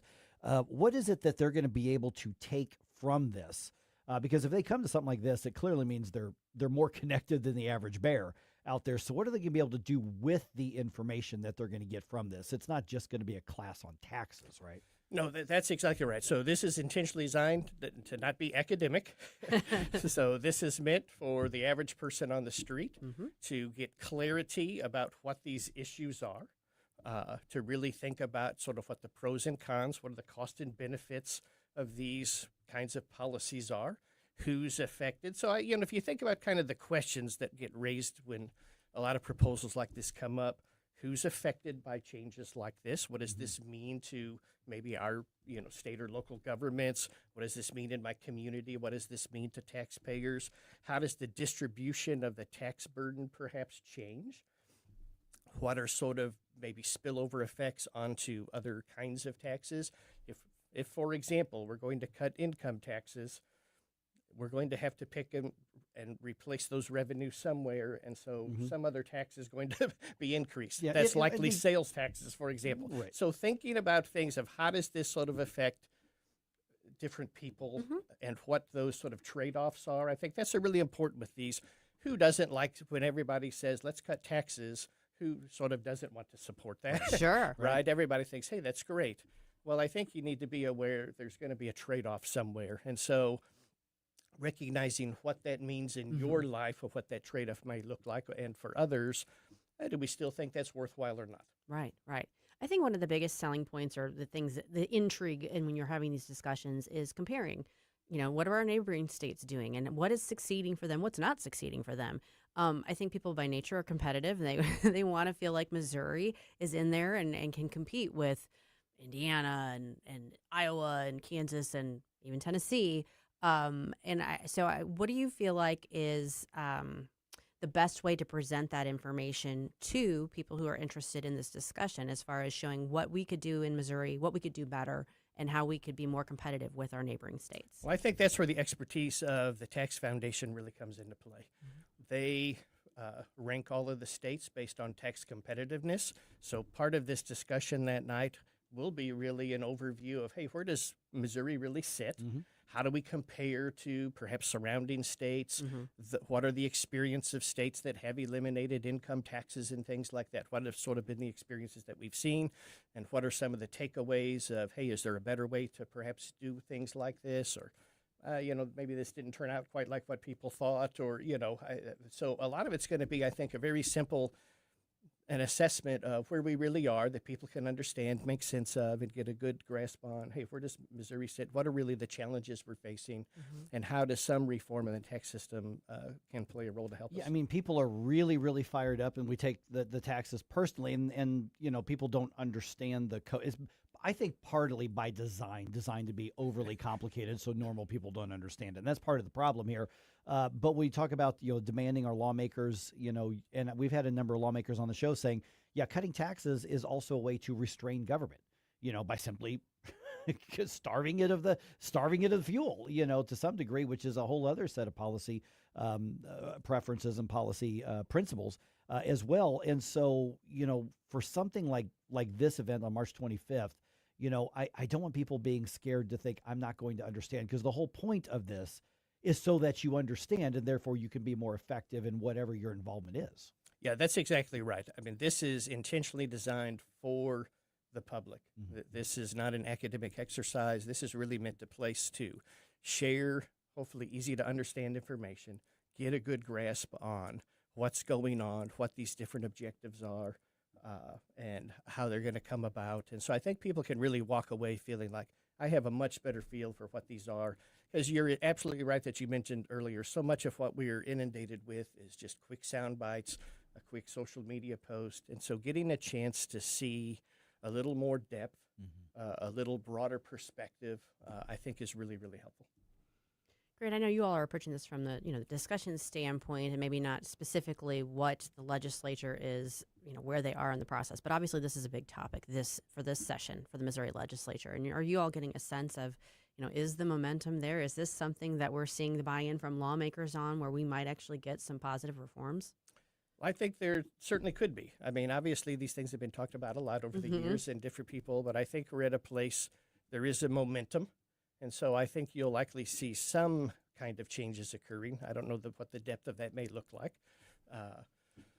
And there's a wide range of what these proposals are sort of allowing and how they can be done. Sometimes some of them are kind of pushing for voters are going to have a voice and be able to approve things, certain kinds of changes. So it may not happen too quickly. Even the changes that come in, a lot of them are being phased in over time. Right. So even if some of the policies get through, but I think there is an urgency that with this session, and that's in part why this became a priority for us to try to get something in during this while the legislature was in, to try to address a lot of these issues going on. Okay, this is happening Wednesday, March 25th, 6:30. 6:30, 7:30. I mean, you're not going to be there all night. No, so this isn't long.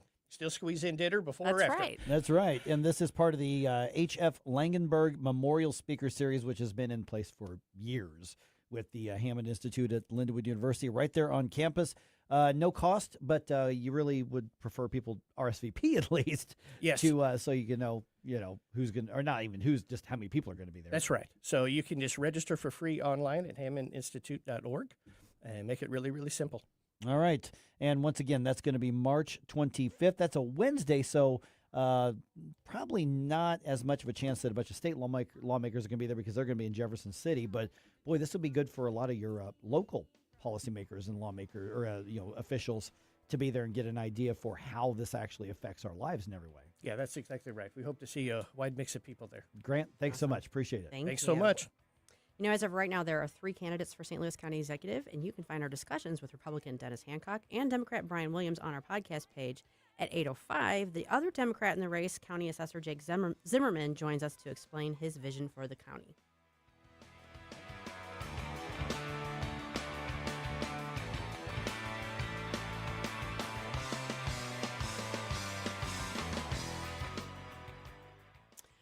You know, it is springtime, and it is time for you to start thinking about when you're going to be more outside, and maybe you're not going to be spending as much time in your house, but that doesn't mean you don't want your house to look lovely. It doesn't mean you don't want it to be freshened up.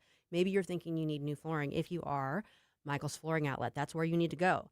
They're locally owned and operated family business for more than 30 years, so you know you can count on them. I've used them in the past. I had a great experience with them, and you will too.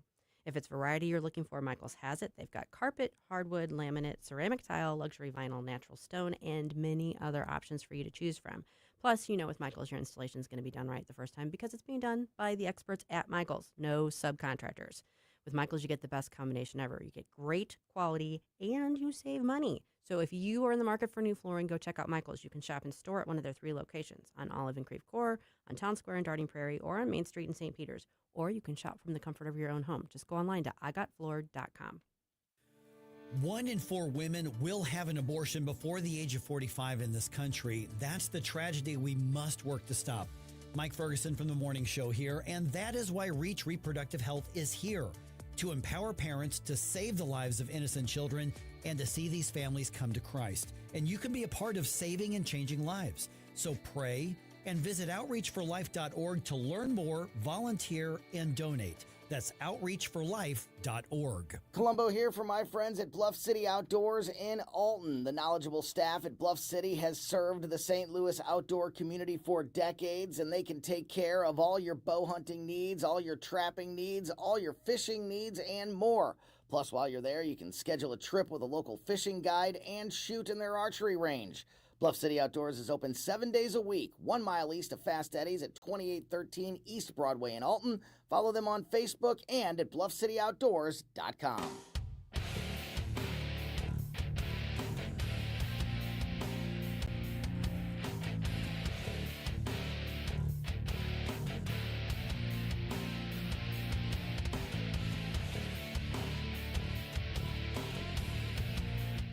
I love that you're starting your day off right with Mike Ferguson in the morning. It's your boy Joe Pags. Talk to you tonight. But now let's get back to Mike. All right. Are we fixing a problem by ending a threat, or are we going to be in this for the long haul? Maybe both. You know, what's the answer? I mean, the short answer is there is no short answer at the moment. There is no short answer, except for, I think, one of the clear messages that's coming from the administration right now is that this is not something that they want to see go on for very long. They want to they do have a clear objective, it seems. Yep. And they want to get in and get out, get it over with. Now, it also, they're stopping short of promising that it's going to be a short thing. That's true. Matter of fact, Greg Cluxton's got the update on that for us. 2 days after authorizing epic fury, the president said combat operations against Iran will take some time. Right from the beginning, we projected 4 to 5 weeks, but we have capability to go far longer than that. Speaking at a White House Medal of Honor ceremony, he said the U.S. military will do what is necessary to meet the objectives of destroying Iran's missiles and navy and preventing that country from developing nuclear weapons and sponsoring terror. Greg Clugston, Washington. All right. So then, basically it's as essentially the administration and the military leadership are assessing the effectiveness of the first round of the attack, which by basically every assessment says this accomplished what they wanted to in that first wave. Yeah, I mean, I do think that they are pleased with what they have accomplished, and there's even been some sort of some degree of it's moving faster than we even thought. Yeah. Unfortunately, of course, there's a cost with that, and not a monetary cost, but the cost of lives. We've lost 6 service members so far. We had several shot down yesterday. Thankfully, they were all able to eject safely. Yeah, and some of that turns out was accidental friendly fire. That was all yesterday. Yeah. There was 3 of them that were shot down, and it was 3 jets that were shot down, and that was friendly fire from Kuwaiti Defense Systems, unfortunately. So they're going to have to look into what happened there. But thankfully, all of those crew members are safe. Right. Yeah. So they did the whole eject from the plane and Yeah. Did you see some of that footage? I didn't. Yet. I need to. There's some good. Well, you have to be careful too because there's a lot of fake stuff out there. There's a lot of AI that's really believable. I know, but there's like one of a Kuwaiti civilian approaching this fighter, a crew member, and they're just standing there, in their flight gear and stuff. They're like, "Are you okay? You're okay. You're safe." And then you get closer and you realize it's a woman, and she's got a grin from ear to ear on her face, like, "Yeah, I'm good. I'm good." And it's just kind of like it's kind of almost a cute. I don't know how you can say it's cute, but it's almost like a cute video because it's like the guy's trying to reassure her, and she's like, "Yeah, no, I'm good." Yeah, I saw one where it was, I believe it was a young man, but he was in the back of a truck of a vehicle, and they were transporting him. Clearly has an injury, sustained an injury. Yeah. And there was like a group of people that were coming because they thought maybe it would have been like an enemy fighter. And the moment they realized it was an American, they're like, "Oh, is there anything we can do for you?" And I was just like, "Okay, so it's good to know that we at least have people like in these regions that are willing to take care of our own." Yeah, the Kuwaitis are pretty friendly to the U.S. I mean, we're on. They should be. Yes, exactly. So, I mean, thankfully, we've earned that. That's even the friendly fire incident notwithstanding, it actually happened in the right place. I mean, because when those jets get hit, I'm suspect that they probably don't know at the moment where they got hit from. No. So it's not like you can go, "Dude, it's me." Right. Stop. No, exactly. So, yeah, they're definitely going to have to find out what happened there. But thankfully, that is a positive outcome. All right. Israeli Prime Minister Benjamin Netanyahu was on Hannity last night on Fox, and part of the discussion went to him saying, "Hey, listen, I've been lobbying past presidents to try to get in the way of Iran and these nuclear ambitions for years." Here's part of what he said. This terror regime in Iran is the weakest point that it's been here since it hijacked Iran from the brave Iranian people 47 years ago. Yeah. So this, I think, is between Secretary Rubio, President Trump, obviously Netanyahu, and some of the others. What they're trying to get across is we have to do it right. Now, you can agree or disagree with whether we have to do it, but they say we're here, we have to do it right. Otherwise, you've got another, I know people don't like the word, quagmire. Right. Right, and that's what they don't want. I do think Chris Murphy was premature to call it that when we were less than 48 hours into the situation. Yeah. But, yeah, they don't want that because they've basically not just campaigned against that, but that's not part of the Trump agenda, if you will, or America First agenda. Well, and I think some of the pushback, too, is not necessarily that we took out a very evil individual. I think everybody can agree that the Ayatollah was just a bad guy that for Iran and for the rest of the world. And the mullahs. Yeah. Not just him. But at the same time, the I guess concern is that we are seeing reports, especially one from Reuters, that said that our own Pentagon intelligence said that Iran was not determined to strike us. They didn't have anything to indicate that they were going to do an imminent threat kind of position against us. And if this does not work out, as we've seen with other regime changes in the past, if the next group of people that take control of Iran go right back to trying to do the same thing, then are we going to have to go back there again? I mean, how many more times are we going to have to keep going back and wiping people out? Oh, this could go south. I mean, it could very well not end well, but it could end well. And so far, this administration, this military have been demonstrating a pretty solid capability here. And it does seem like they went in, as Colonel Dunn was saying, this is planning for this, not this specific operation, but this concept has been in the work for decades. Mm-hmm. You mentioned the polling when you were talking to the colonel a little bit earlier, and I've seen a number of those stories, and the numbers I saw were generally around 25-ish% support. When there's still kind of that, again, to be cliche, shock and awe of finding out the massive level on this, media runs directly to do these, flash polling right away. And I thought Colonel Dunn gave a pretty good answer saying there's no way that we understand the intricacies of this just yet. Now, you may still disagree with it. Sure. How much stock should we put in polls like that? Because my gut tells me, of course, you know what I think of polling in general right now, but my gut tells me nothing yet. Now, if we're still in this mess 3 months from now, okay, well, then we got something else. But that initial reaction seems to be more fodder for media than anything else. Yeah, and I've been trying to consider that. So the two main polls that have similar statistics were YouGov and Ipsop, and I think both of those are generally reliable with their... YouGov uses massive sampling numbers, which is good, which is better than a lot of And the YouGov one specifically said that prior to the strikes, when they were still just talking about it could happen, 27% of people were on board, and then you had, and this is everybody, Republicans, Independents, and Democrats. Across the board. The majority of people at the time, I think it was 47% disapproved, and then the rest of them were undecided, weren't sure. Washington Post, which I know we all probably have opinions on that, but their post-strike polls, which reference a few thousand people, say that actually disapproval has grown since the strikes. Now also approval has gone up as well, so it seems like the people that were undecided have started to take sides now. Right. Yeah. Then that makes sense. Something actually comes to pass. So then people start forming an actual opinion upon it instead of just saying, well, that's theoretical.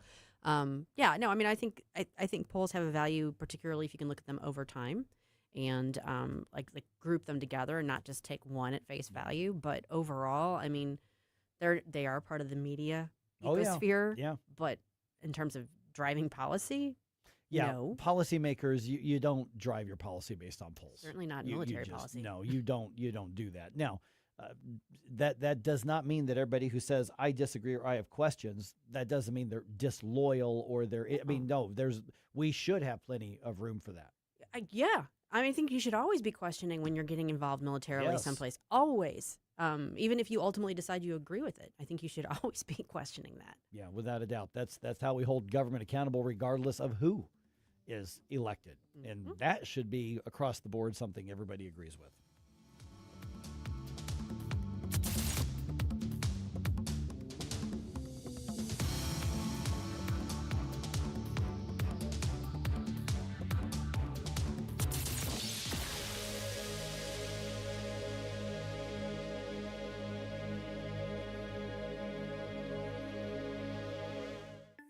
The Herzog Foundation is the vision of its founder, Stanley Herzog, and it exists to promote quality Christ-centered K-12 education nationwide. Hi, this is Chris Stegall with the Herzog Foundation. We offer a wide variety of resources relevant to today's families, including a free online publication called The Lion. The lion is one of God's most majestic creatures, symbolizing strength and courage. Named for its attributes, the Lion publication carries articles covering a wide range of topics facing American families and culture, especially related to the education of children. The Lion can be found online at readlion.com.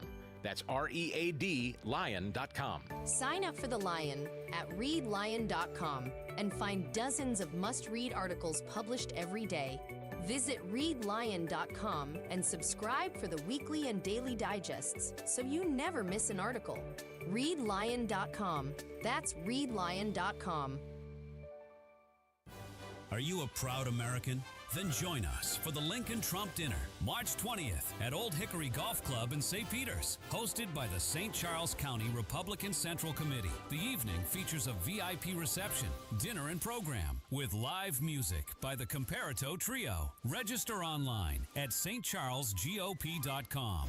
Don't miss this celebration of America's 250th year, the Lincoln Trump Dinner. See you March 20th. KLGY HD3 Clayton, K270BW Bellefonte, KNBS Bowling Green. This is News Talk STL at 1019, 94.1, and always streaming at NewsTalkSTL.com. Breaking news this hour from Town Hall. I'm Rich Thomason. Iran has expanded its targets in its showdown with the U.S. and Israel. It struck the U.S. Embassy in Saudi Arabia today as Washington pulls many of its staffers out of the Mideast. And President Trump says Iran has been a nexus of terrorism for a long, long time. He made the case over the course of several decades, going all the way back to 1983, talking about various terrorist proxies that have been supported by Iran to basically say that this country is a bad actor, and as a result, these attacks are justified. Trump called this a noble mission. And that's correspondent Josh Boak. The Mideast conflict is wreaking havoc with air travel across the region. James Castle caught a flight out of the United Arab Emirates. Over the weekends, just really stressful, really tense. Witnessing sort of missiles exploding above. We witnessed the port, a warehouse at the port go up in flames. He spoke with Sky News. A federal court is refusing to cut the Trump administration any slack when it comes to refunding money collected through tariffs. The Justice Department wanted to slow the process of refunding billions of dollars worth of tariffs, but a federal court refused, sending it to a lower court to sort out. The legal activity follows last month's Supreme Court ruling that struck down the tariffs as illegal, clearing the way for the importers who paid them to seek refunds. However, the High Court offered no guidance on refunds. Greg Clugston, Washington. Gas prices are on the rise. AAA's national average as of this morning, $3.11 for a gallon of regular, and that's up 11 cents since yesterday. On Wall Street, the Dow futures down 873 points. NASDAQ futures off 552. More on these stories, townhall.com. The following is a real-life story from Trinity Debt Management. I had a lot of credit card debt, and it stressed me out. But what I thought was a solution turned out to be a problem. I kept hearing ads about debt settlement that seemed too good to be true. And actually, it was. When I called, they told me to stop paying my bills. That didn't sound right to me at all, so I hung up. Later, I found out that debt settlement is bad, real bad. Then I learned that there is a right way to pay off your credit cards. It's called a debt management program from the great team at Trinity. Trinity had a plan. In the end, I paid off my bills, I saved thousands, and I even improved my credit score. If credit card debt has you down, call Trinity at 1-800-990-6976. My name is Heather. Please forget debt settlement and remember Trinity Debt Management. 1-800-990-6976. From the Michaels Flooring Outlet Weather Center. Meteorologist Chance Gotch with your first alert forecast. We're going to continue to track scattered showers and storms today. Highs into the upper 50s, then into Wednesday, first alert weather day. Seeing the potential for strong to severe storms from 11 a.m. towards 6 p.m. as we head towards the afternoon, early evening hours. Hail and stronger winds going to be the primary threats within that system. We'll see temperatures continue to rise throughout the second half of the week, eventually going to be looking to top back out towards 80 degrees into Friday, then more widespread chances of showers Saturday. From the First Alert 4 Weather Center, I'm meteorologist Chance Gotch. This hour of News Talk STL is brought to you by Stifel, serving investors for over 130 years. Contact your Stifel financial advisor at stifel.com. That's STIFEL.com.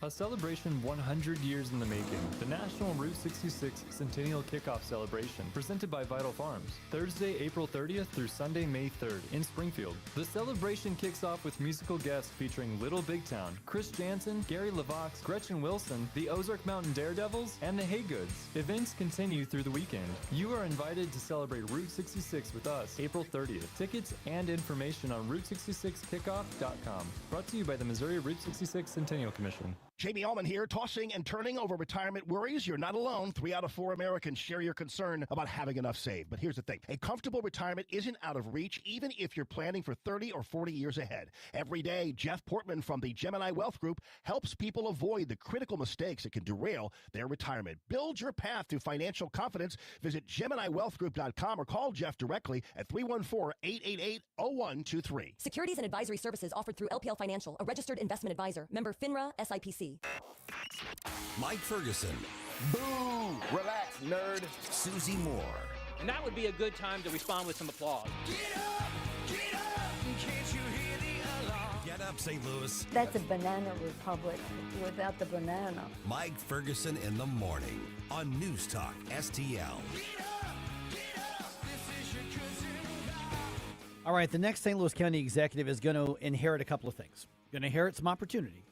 Overall, but also going to inherit a big hole in the budget that's got to be fixed, or things could go really, really badly in a lot of different ways.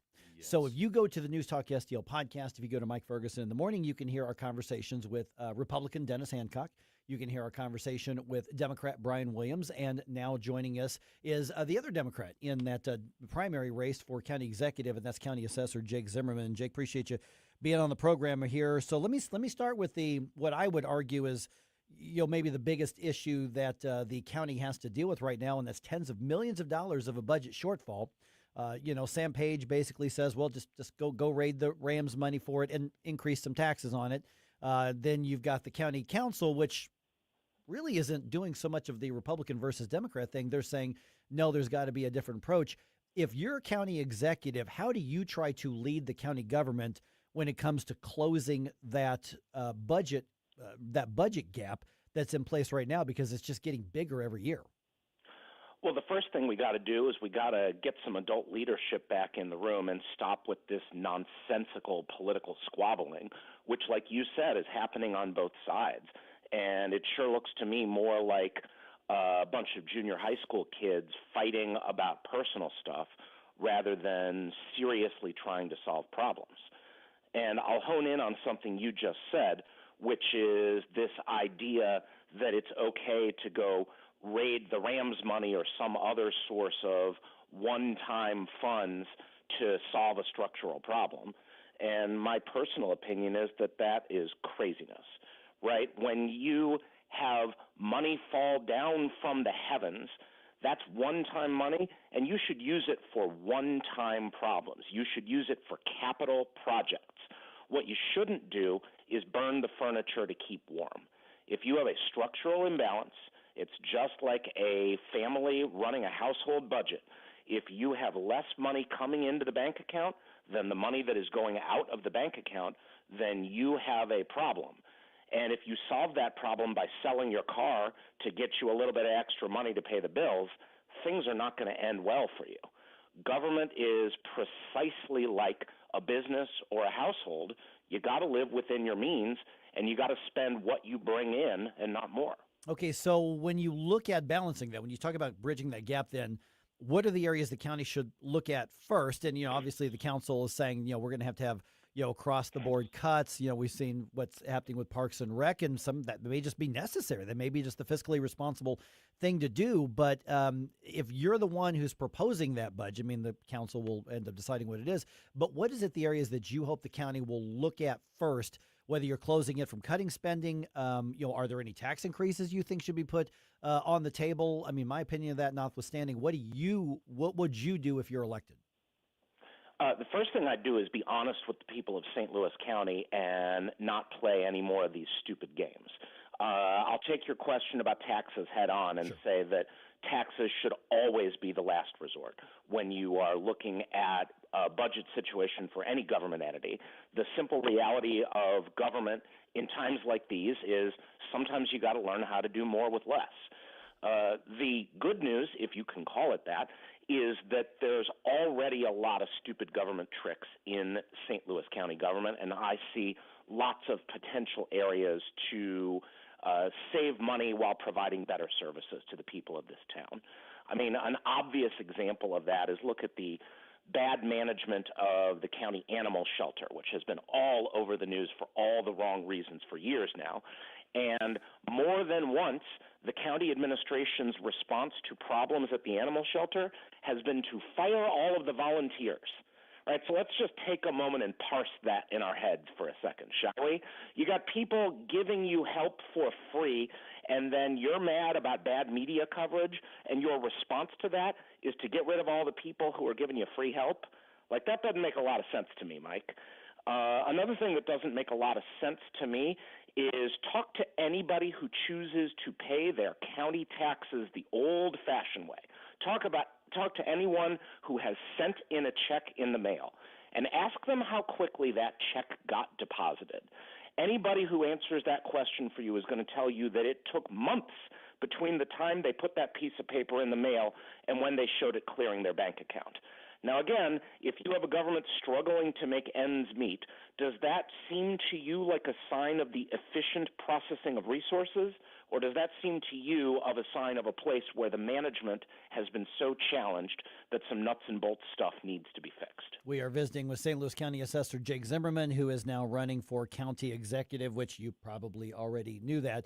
Okay, so Jake, then how do we streamline that? Where does that come from? And then I want to get into some of the dynamics that if you're elected, you're going to be inheriting in Clayton there. But how do we streamline that to make those processes more efficient, less expensive, better responsive to the citizens? Well, I'll tell you, Mike, the answer to that question is going to be a little wonky and a little nerdy. So you're going to have to bear with me because this stuff doesn't fit real good into a 30-second TV ad. But look, for better or for worse, if you elect Jake Zimmerman as your next county executive, what you get is you get a nerd. And maybe that's what we need right now. So the nerdy answer to that is that St. Louis County has too many different computer IT systems that don't talk to each other. We got a bunch of stuff built with string and wires and duct tape over the years, and then there have been foolish adventures in recent years, like blowing millions of dollars of the taxpayers' money, of your money, on new computer systems that can't talk to the old ones and that aren't even as good as the ones they already had. So step one is to get all the bureaucrats talking to each other and get people out of the silos that they are currently sitting in and end this sort of dumb government nonsense of people protecting their fiefdoms and have a strategic plan across the board to spend less on technology while having only technology that is actually capable of getting the job done. And then and only then are you going to be able to do what you need to do to streamline the rest of the services. Okay, so one of the interesting dynamics here is, well, first and foremost, regardless of who wins the next election to be county executive, at least it's not Sam Page. So to me, that's a step in the right direction, no matter who wins, whether it's you or Brian or Dennis on this. But one of the interesting dynamics is the conflict not necessarily being between Republicans and Democrats on the county council, but mostly the council as a whole and the executive's office. If you come in, how do you use that to work with the county? And are you worried about any of the sort of conflict stink still being left over when the next executive takes office? I mean, look, St. Louis County politics has been a clown show for years now, and it's an embarrassment to the region, and it's an embarrassment to any citizen who prides themselves on looking for good government. And you're exactly right. This is not a political, ideological thing. Somehow it became personal. And I don't care if it's between Sam Page and a council member or between two different council members. Enough already is the only correct answer to that. What we need is some adult leadership in the room, a little bit of humility, a little bit of willingness to acknowledge that no person in this story has all the right answers, but people in good faith need to work with each other. People in good faith need to understand that the taxpayers are sending us here to do a job. And for the most part, there's not a Democratic or a Republican way to do this job. I mean, consider the work I do right now. It's not exactly the sexiest job in county government, right? Telling people what their house is worth, valuation of real and personal property. There's a right way to do it, and there's a wrong way to do it, but there's not a Democratic way, and there's not a Republican way. And there's also not a Democratic or a Republican way to fix the animal shelter. And there's not a Democratic or a Republican way to get the tax bills processed on time. And there's not a Democratic or a Republican way to maintain a park, right? And so, to me, enough of the political nonsense. Let's just all work together like real human beings. Since you mentioned the animal shelter a couple of times, I'm actually glad, Jake, that you brought that up. Is there a case to be made for, in some cases, contract and privatize it? I mean, APA did seem to do a really good job when things got really bad. APA came in and fixed it, and then it went right back to control of the folks who took it over, and then they end up losing their certification at one point with the state. Yeah, and that whipsaw back and forth, again, smells to me like it was more about politics and more about the same old if somebody got hacked off at somebody else and decided to take out a personal vendetta. Let me be clear, I'm open to any solution, creative or out of the box or otherwise, to get all of this stuff back on track. What we can't have is any more bureaucratic turf wars and any more of the same politics as usual. All right, Jake Zimmerman, county assessor, running for county executive. Let's go ahead and give the website, social media. People want to connect and learn more about your campaign. They got questions for you because we had some people sending in questions about assessments and things like that. What's the way to do that and at least check out your campaign? Yeah, find me at jakezimmerman.org. All right, Jake, appreciate you being on the program. Thanks so much. Thanks so much. Appreciate it. Okay, in the city and in the burbs, much of what we demand of government has to do with public safety, obviously. So at 8:20, let's get an update on the public safety aspect of St. Louis County. Not even so much about the police, because we talk a lot about police when public safety, but Prosecutor Melissa Price-Smith is going to be giving us an update because the reality is she inherited a little bit of a, I'm not going to say a complete dumpster fire, but there was some tidying up to do once she took office. So we're going to get that update from her in just about 3.5 minutes right here on 101.9 and 94.1 News Talk STL. Before you blow us all away. Get up, can't you hear the alarm? Get up, this is your cousin. Mike Ferguson in the morning. I've driven all over Washington, D.C. I cannot find the money tree. On News Talk STL. You can feel the Clydesdales circling the field, hear the stands come alive, smell the hot dogs, the popcorn, and cold beer in the air. See the crowd rise as the first pitch hits the glove, and just like that, a new season begins. The countdown is on until opening day, and tickets start at just $49. Don't miss St. Louis's favorite holiday. Get your tickets at cardinals.com/opening day.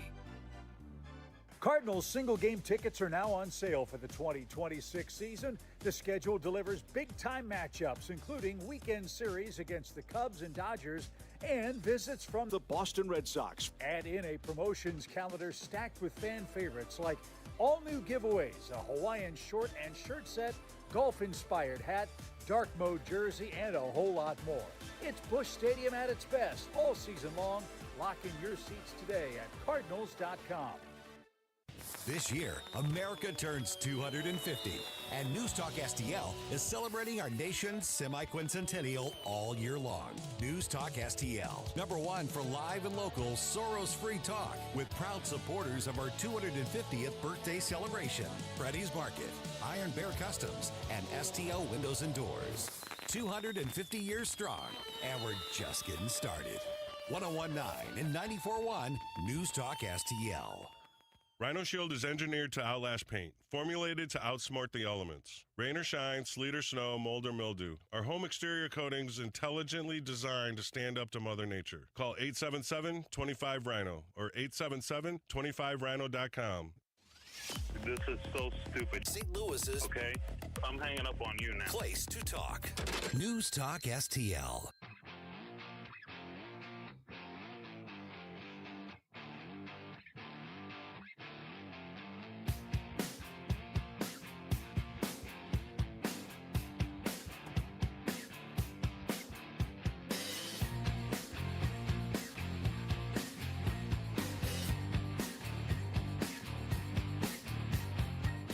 Hey, Chris Arps from the Tim Jones and Chris Arps Show. Make sure that you're listening to our show this afternoon from 4 to 6. Now back to the Mike Ferguson in the Morning Show.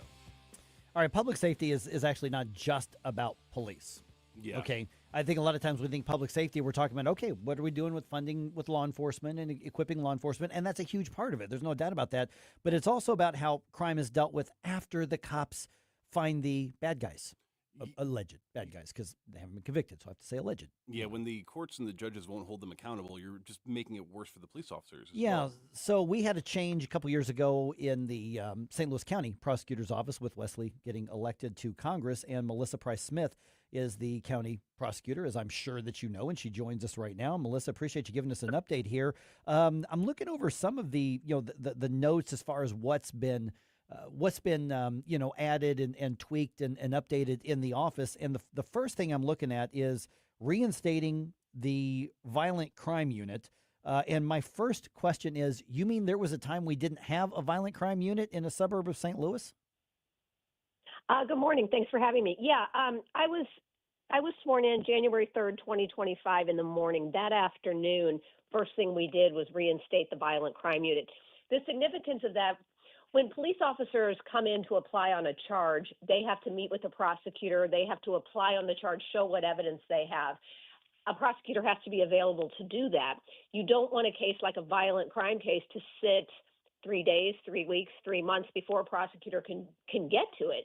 And when we did not have a dedicated violent crime unit, sometimes those cases weren't looked at right away. Now with our dedicated unit, violent crimes are reviewed in real time. If a police officer applies on a case that's a violent crime, a prosecutor will review it immediately, look to see if that individual has pending cases, prior cases, make a charging decision immediately, and talk with the judge to set a bond immediately. If there's too much time that goes by and the individual is released, they can only be held 24 hours without a charging decision. We have seen the pattern. Those offenders will oftentimes pick up more and more charges during that 3 weeks or 3 months before it was gotten to. So now, since one of our main goals is to get violent offenders off the streets as quickly as possible, those cases are reviewed without delay. Now, what's that look like? Does that mean this isn't a 9-to-5 job for some of the prosecutors on your team? Oh, we have somebody on call 24/7. We have somebody on call, what's called the duty phone, to answer any questions for police or do search warrants, for example, in DWIs. We also have somebody on call on what's called our homicide phone 24/7. And speaking of our violent crime unit, since we created that unit in the last year, we have issued over 400 cases of violent crimes because of that dedicated unit. Now, were things just getting dropped before that, or were they just taking too long? What's been the impact? I mean, and I know there's been a tremendous amount, over 1,000 indictments as well here, but those cases, 400 cases over the course of 15 months now, or something like that. How is that different than what was happening before? Well, the thing is, it's more efficient now. We need those cases to be reviewed immediately because, like I said, when they are not reviewed immediately, those offenders, our violent offenders, will continue to pick up cases while they were waiting for their cases to be reviewed. So the impact of this is it gets them off the streets much more quickly. And to address one thing you said, yeah, over 400 cases with over 1,000 indictments, meaning many of those offenders had multiple charges. Okay. We're visiting with Melissa Price-Smith, the St. Louis County prosecuting attorney. You just mentioned the homicide phone, but there's also a group in your office working with homicides. I know we like to think that homicide is a city problem, or somebody might even say a North County problem, but this is obviously something that this should be primary duty number one, to prosecute people who are accused of killing others. And so, what changes have you made on that, and what results are we seeing? Well, that was the second major change that I made in the office. Within the first couple months, I created a homicide unit. I like to be transparent, but I always hate to share this because people shudder. Right now in St. Louis County, our office is handling 270 pending homicide cases. So what we did in creating our homicide unit, we did some very heavy recruitment of veteran prosecutors. We recruited 3 veteran prosecutors from the U.S. Attorney's Office who had worked at our office years ago. We recruited them to come back to our office, 1, to be our chief trial attorney, and 2, to lead our homicide unit. So not only do they bring incredible knowledge to the office and they're incredible attorneys, they also are able to train our younger attorneys and advise them at every step of the way in all cases, in particular in this unit, in homicide cases, which, as we all know, are our most serious cases. Yeah, and in obviously a related sort of fashion, you've changed also how you deal with crimes involving firearms too. 100%. We all know that everybody can carry a gun. However, one thing we have done in the office, we now have a stronger gun policy. We no longer offer straight probation on any crime that's committed with a firearm. And what I mean is any serious crime, robbery, if somebody shoots into a dwelling, if somebody shoots into a car, if they possess narcotics with a gun, if they point a gun at somebody and even don't pull the trigger, these are all felony gun crimes. Even if it's a first offense, we no longer offer straight probation. And the philosophy behind that, these are our trigger pullers. I didn't feel that we could sit around and wonder why we had so many homicides in St. Louis County, while on the other hand, we were giving out probation on any gun case. Now, I'm not saying nobody gets probation, but nobody gets just straight probation. There has to be either shock time, there has to be prison time, there has to be something. Is a first-time offender who pointed a gun but didn't do anything with it going to go to prison for 25 years? No. But you know what? He is going to sit down for a minute. He's going to do some shock time. He's going to do some jail time. We have got to send a message. There are too many young people walking around carelessly carrying guns who, like I said, if they're not pulling the trigger now, they are our future trigger pullers. So we now have a stronger policy on all gun cases. And this is after a crime is committed, because obviously, there's going to be a Second Amendment consideration on any policy that you form. So what's the right way to do that to stay, obviously in compliance with, with constitutional rights on that? Well, of course, people have a right to carry a gun. I mean, in Missouri, somebody can carry a gun. They don't have a right to commit a crime with a gun. They don't have a right to carry illegal narcotics with a gun. If they're another offense we have is felon in possession. If they are a convicted felon, they can't carry a gun. They commit a robbery with a gun, shoot into a dwelling, shoot into a car. So, this doesn't infringe on people's legal and constitutional right to carry a gun at all. But if somebody's going to commit a crime with a gun, we're going to take it seriously. All right, we're visiting with Melissa. This is not going to affect responsible gun owners. Okay, we're visiting with Melissa Price-Smith, St. Louis County Prosecutor. We've spoken now with all three of the main candidates for county executive. We spoke with so many members of the county council as well. Budget cuts are just a reality in St. Louis County right now. There's been overspending for years and years and years. When you're talking to the council, you're talking to other elements of the government. What, if any, impact could the budget cuts have on your office? Well, yeah, I mean, as we all know, there's an $80 million deficit in St. Louis County, and the county council, I mean, I respect the work. They're working very hard to correct this. Our budget in the last 2.5 years has been cut about 5%, which doesn't sound like a lot, but it really is. 98% of my budget goes to salaries. We don't have a lot of other stuff. So because of this cut, we have actually been forced to eliminate some positions. In terms of like public safety, could it affect it? I mean, potentially it could. We could always use more attorneys. St. Louis County has 1 million people. We have 75 prosecutors in the office, but we don't have as many as similarly situated counties like Jackson County in Kansas City. They also have 75 prosecutors. They only have 720,000 in their population. So sure, we would love more prosecutors. I hate the fact that we have to eliminate some positions. We are going to, obviously, our budget's been partially cut. We are taking steps to cooperate 100% with getting that budget in line. We've made some changes, like we now do primarily in-house training instead of sending people, to different states to do specific training. We now bring that in-house. We're cooperating to be a part of the solution, and we are focusing on our mission so that it does not have any effect on public safety. Will it cause people to work harder? Yeah, but everybody in my office is ready to do that. So what's next? I mean, you look at, say, the next year, 2026, what are some of the other changes or what's evolving in the county prosecutor's office that's going to affect us here at just kind of the everyday street level in the county? Well, I'll tell you, I'm so proud of the work we've done this past year, and the people in my office are really incredible and work so hard every day to keep St. Louis County safe. The last year, we've made some big sweeping changes. In addition to what we've talked about, we've created a hospital violence unit to protect our healthcare workers. We've added to our sexual assault child abuse team, where it now includes elder abuse under that umbrella because those cases weren't getting enough attention. We've met with judges, created a second grand jury to move cases more quickly through the system. Like I said, this last year has been about sweeping changes. Moving forward, now we want to fine-tune everything. We want to continue to move forward, make our office stronger, make St. Louis County safer. We've also increased our community outreach 100%. I'm telling you, we are out in the community almost every night. Not only talking, but listening. We want to hear what our communities need. We want to hear what people want from a prosecutor's office. We've also increased our diversion and treatment court. We've doubled the amount of attorneys who do that kind of work. So we want this next year to focus on fine-tuning all these programs and becoming an even stronger office. The other focus on our office, in addition to keeping violent offenders off the streets, we are a victim-centered office. And one of the main goals in our office is to give victims a voice, to make sure that every victim out there knows that the disclosure leads to healing and their voice is safe with us. So it's been a great year. I just want to continue doing this work. All right, County Prosecutor Melissa Price-Smith, appreciate the update. Thank you for being on the show. Thanks so much. Have a great day.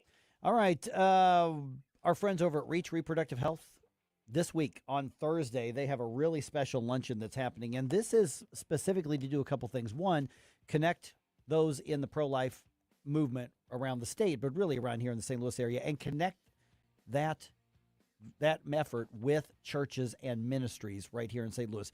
There are still a few seats left from what I understand, but those are going to go pretty fast. This is a free event, but you need to RSVP because they need to know how many lunches are ready to have ready to give out on that. Attorney General Catherine Hanaway is going to be there. I'm going to be there. So check it out this Thursday. Go to outreachforlife.org to RSVP to join us at the Ministry Pro-Life Luncheon event that's happening on Thursday. I did this last year, and you're going to be in and out, and you can take your lunch break and come on out. But tell your pastor, tell your priest, tell your elders, tell your deacons about it, outreachforlife.org, and send that link to them so that your ministry is represented on Thursday.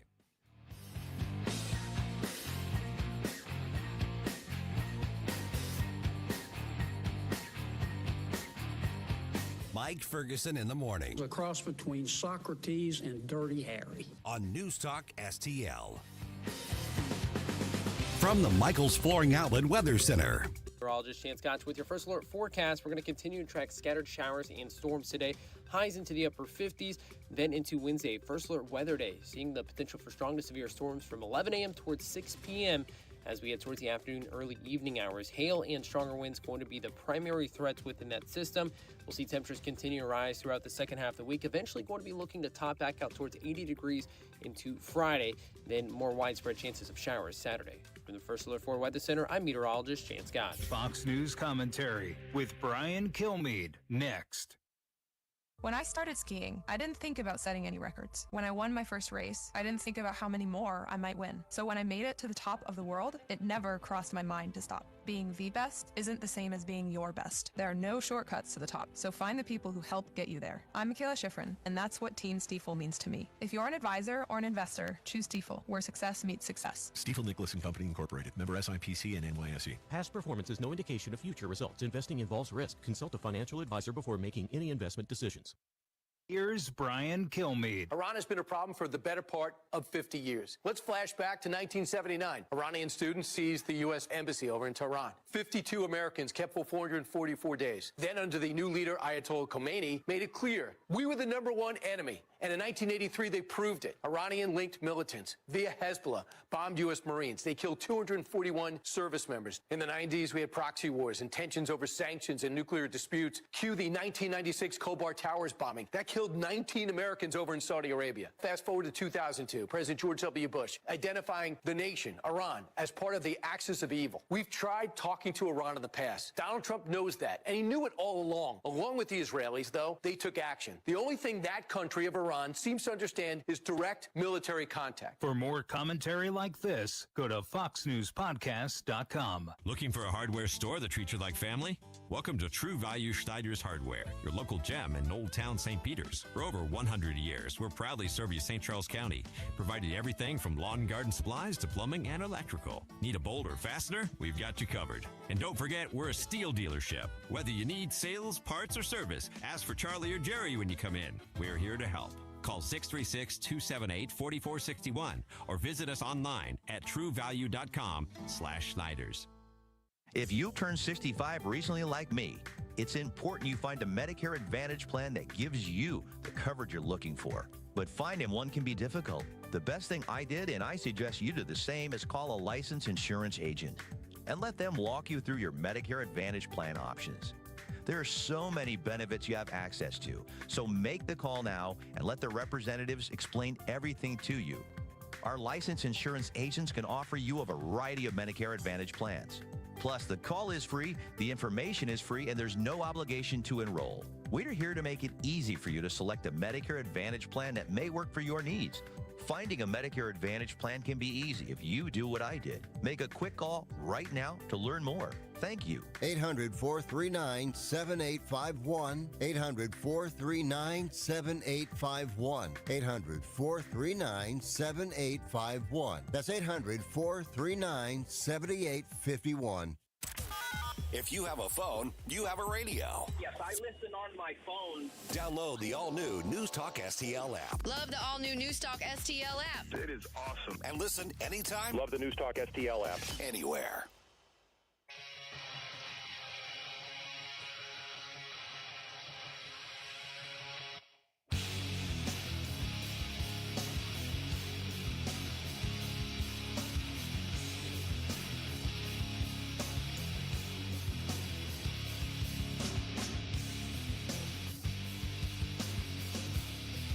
Hey folks, Jamie Allman here, waiting for you for the 3 Martini Lunch, the Common Sense Radio, the Allman Report on News Talk STL. Now back to Mike Ferguson in the morning.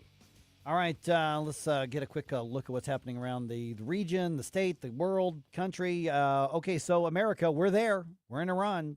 For how long? What's the cost going to be? And I'm not saying that the cost isn't worth it. That remains to be seen, but that's the big question right now. Parents get a rare win in California. It's really sad that I have to say something like parents get a rare win. Yeah. Much less in California. And Billikens hold on to a spot in the national rankings, and this surprised me. I was wrong about this. It is 8:36. Let's go ahead and do one more news dump. The Morning News Dump. Are you joking? Is this a joke? Listen, folks, the Morning News Dump. And here we go. The Trump administration is insisting the war with Iran will not be an endless Middle East conflict. Addressing concerns that combat operations could spiral into a long-running regional conflict, Defense Secretary Pete Hegseth said this military mission has a defined objective. This is not Iraq. This is not endless. He said the mission is to destroy the missile threat from Iran, destroy its navy, and prevent it from developing nuclear weapons. We fight to win, and we don't waste time or lives. Hegseth wouldn't rule out putting U.S. troops on the ground, saying the Pentagon will not forecast what it will or will not do. Greg Clugston, Washington. And at the latest report that I've seen, we've had 6 American casualties, which on the grand scale of that operation, that isn't very many, but that's 6 American service men and or women who have lost their lives in the combat so far.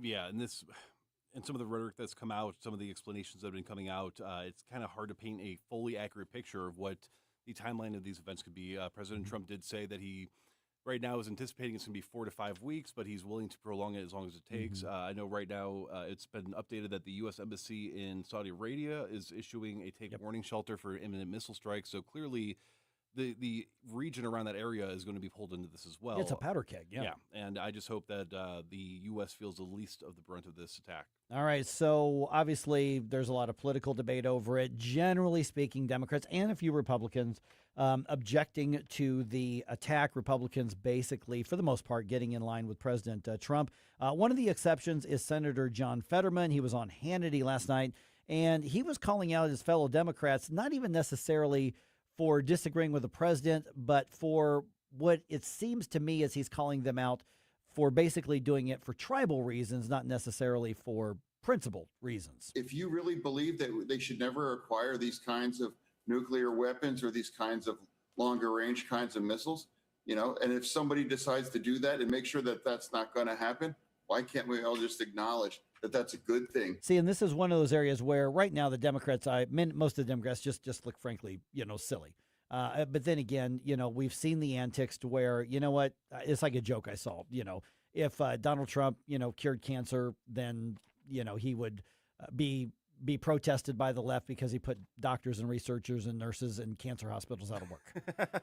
If he invented a kind of cancer that killed a bunch of people, there'd be a lot of those on the right who said, well, you know what, they sorry about your uncle, but MAGA. Yeah. It's 5D chess. Yeah, it's 5D. So this is the sort of insanity tribalism that we're in right now. But there should be plenty of room to go. I'm going to reserve judgment just because any political leader tells me something's good. I'm going to follow along. But I have questions, and that should be the standard. I've got questions. I'm not going to accept and be told what to think. Now, the fact of the matter is that people on the right, people on the left are on the right and the left because we see things differently. And you're going to come to different conclusions based on your worldview, but it should be based on that, on how you see things and process and digest things, not based on what your party or your movement leadership tells you to think. And there's a level of transparency, I think, that could be done better when talking to the public about certain things, because we keep hearing different shifts and what the actual reason is for even going back to Venezuela. It started off with narco-terrorism drug boats, and then it became, well, they were transporting oil to China and supplying weapons, and that needed to stop.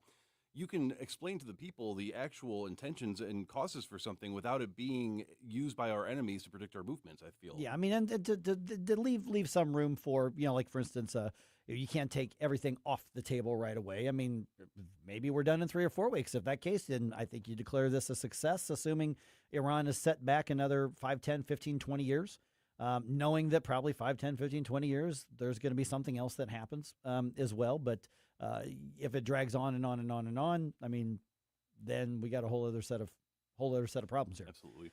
Speaker Mike Johnson talking to reporters, being asked about, did the president need congressional authorization? The speaker says no, he did not. The Speaker Mike Johnson saying the president was within his authority. It's not a declaration of war. It's not something that the president was required, because it's defensive in nature and in design and in necessity, to come to Congress and get a vote first. And if they had briefed a larger group than the Gang of Eight, there's a real threat that very sensitive intelligence that we had, might have been leaked. Okay, so if this is not a declaration of war, probably everybody involved then should probably stop calling it a war. Including the president who keeps referring to it as war. We're at war. We just are. Is it legally war? Well, no, war has not been declared, but this is war. Yeah, and looking into it, because that's another big thing that it just really irritates me, even when people on our side are inaccurate with some of their language. So there is something called military operations other than war that has a set guidelines of things of this nature that they can operate, but it has to fall within certain actual criteria for that to be invoked. And then there's also, of course, the Wartime Act of 1973, which provides 60 days for military operations. Then you have to actually start a mandatory withdrawal if you don't get congressional approval. I'm just actually personally very glad we never went to war with Iraq or Afghanistan. Imagine how disastrous that would have been if we actually went to war with them. Yeah, see about that. Yeah. But, to me, it's a matter of, okay, was the president legal? I think he was. I think he was within the bounds of the law and the Constitution on this. I really hope that he can follow through and this goes the way that he's anticipating that it's going to go, and that we are withdrawing, we are getting out quickly, and we have minimal loss of life. So at this point, I think he gets the benefit of a doubt, but I think it's fair to ask questions as well. Yeah, but I would also like for him to gloat a little bit less about it at this time, because we have no idea how this is going to turn out. We're talking about Donald Trump here, right? Okay, fair. Yeah. Okay, the Supreme Court hands parents a victory in California, at least for right now. Okay, so by a 6-3 ruling, and you can guess which 3 and which 6, the court reinstated a lower court's decision. Okay, so that's the wonky part of this here. So here's what's going on: is there's a state law in California that says K-12 public schools are not allowed to notify parents if their child shows gender dysphoria or sexuality-based mental illnesses or confusion or any sort of struggles. So a lower court said, no, we're going to put an injunction and put a pause on that. No. That law is probably going to get overturned. No. Well, then another court ruled on top of that saying, nope, that injunction is lifted. The law goes back into effect. And now the Supreme Court goes, no. That first court can stop that law from being implemented. Mm-hmm. And one of the interesting threads through all of this is that multiple courts have said, there's a likelihood that those who are suing are going to win. And it's based on religious freedom, because the schools are getting in between the parents and the child and essentially assuming ownership. The state, the government, is assuming ownership. So this is not the final say in the case, and it will still be appealed one way or the other, eventually to the Supreme Court for a final decision. That may or may not be something in 2027, depending on how long all of the appeals take. But eventually the Supreme Court will rule on that, and that will have a nationwide effect.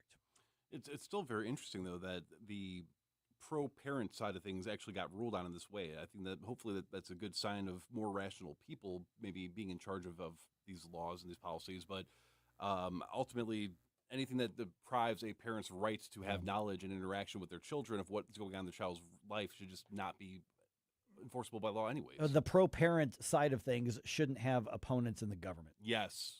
Amen. I mean, that's not a policy position. That is a good versus evil position on that. All right, a couple sports things. Billikens managed to hold on and stay in the national rankings. I was wrong. I thought they were going to drop out of the top 25 altogether. They held on barely. I'm a little surprised by this. Good for them, though. Great job. The new AP poll has SLU at number 25. The coaches poll ranks them at 24. Billikens host Loyola Chicago tomorrow at Chaffetz. Illini, they are at 11 in both of the polls this week. They're at home against Oregon tonight. The Mizzou Tigers did get some votes, to get a significant number of votes, but not enough to break into the top 25 national rankings. Cardinals got a 3-2 win over the Marlins in spring training with a whole bunch of players you've never heard of and I've never heard of, because they're getting all the kids a look, see what they could do. The Cardinals do not have a game today, but now we're getting into preparing for the World Baseball Classic. Team USA prepares for the WBC. They've got an exhibition game against the Giants this afternoon. That is a 2:08 first pitch, not 2:07, not 2:09, 2:08, Jerome. All right. And that one's going to be on ESPN. So basically what we're going to see is a lot of the major league teams having exhibition games with the national teams from a bunch of the countries in the Western Hemisphere, including a lot of the major league players. So a little bit of a break from the norm in spring training for the World Baseball Classic. I'm here for it. Baseball people, I'm telling you, get into the World Baseball Classic. It's a lot of fun.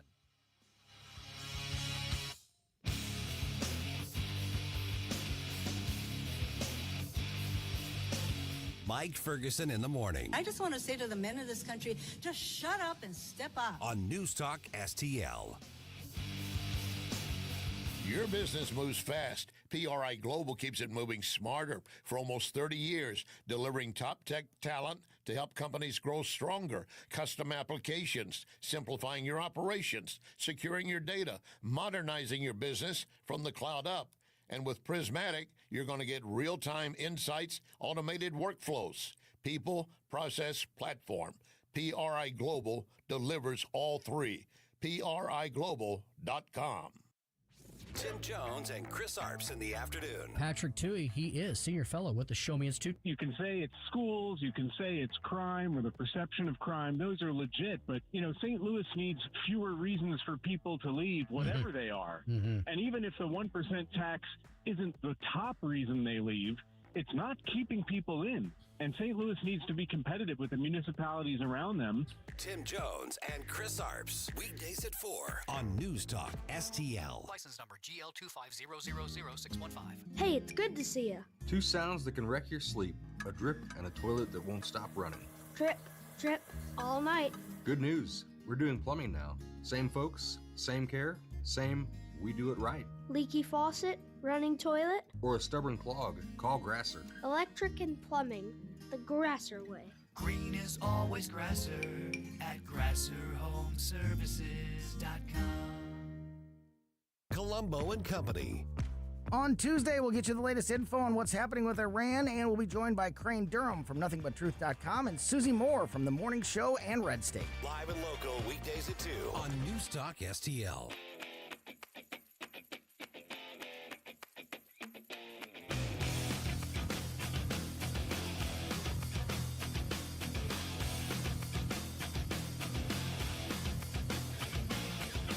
Hi, it's Randy Tobler here. Pour a big cup of coffee and catch my show every Saturday morning from 6 to 9. Right now, it's back to Mike Ferguson in the morning here on News Talk STL. Jerome, did you look at the gas prices on the way into work today? I didn't even. I mean, I drive past like 3 gas stations on the way in, but I didn't actually happen to notice what they are. We do know the gas prices are starting to go up already because of the war in Iran, and that's going to be a fact of life for a little bit. And just understand that's part of what's happening because of the supply being cut off from the Middle East by Iran. Now, at some point, they may lose so bad that they don't have any control over that anymore. But at the moment, for a little bit, and we talked to Larry Behrens about this yesterday, that there's a pretty good chance that we're going to see gas prices go up. Now, I don't think we're going to get in that $4 or $5 gallon thing, but notice that it is going to go up a little bit, I think. But I didn't notice when I was driving by today. Yeah, so the prices of barrels have been consistently going up because of how many tankers, how many refineries in that region are being specifically targeted in retaliation. Now, from what I have actually not been to the one that's near the station. I needed to fill up today, so I was. I got to fill up today too. Yeah. But from what I'm seeing right now is that the national average is being reported as up 11 cents, and that the current analysis are saying that that's going to continue to rise throughout the rest of the week. And then in Europe specifically, they're seeing price gouges as high as 40% right now. So. Yeah, and obviously in some states like California, it's going to go up significantly. By the way, as Jerome mentioned a little bit a few minutes ago, U.S. has now closed embassies in both Saudi Arabia and Kuwait. And, of course, other embassies around the region have been subject to attack as well. But, this is just kind of starting. I mean, I don't think anybody had any illusions as to what we were getting into when this war started. I don't think that anybody is going to be surprised by the reaction. That's just war. I mean, that's the way that it goes here. But you're going to look at U.S. citizens being told to leave 14 countries in all, including Egypt, including Israel, basically saying, get out. You don't have to go home, but you can't stay there. Kind of thing, because I would say we have to assume that the war is going to spread, especially now after the initial kind of, back in the early Gulf War days, it was called shock and awe. And so at this point now, once the shock is worn off and they're no longer in awe, the enemy now is reorganizing and they're going to hit back where they have targets. So, the stories are going to be coming daily here and it's going to get ugly. And so then it just comes down to, are we going to be able to complete the mission on the general timeline that the U.S. wants to complete the timeline? Yeah, and it's very concerning as well because we're seeing a lot of proxy groups and different militias that are now getting involved as well. So this is just from this morning. Qatar officially makes a statement saying that they're not going to allow the Iranian attacks to go unanswered. So it sounds like they're very peeved. Yep. The UN peacekeepers said that they spotted Israeli troops, like ground troops that were going into Lebanon right now. As Lebanese are evacuating from these areas. I know we have some conflicts with militia people there as well. Oh, sure, yeah. Europe is, which, by the way, is a proxy. The militias in like Lebanon, those are proxies for a lot of these other groups. Yeah. I mean, there's a massive network there.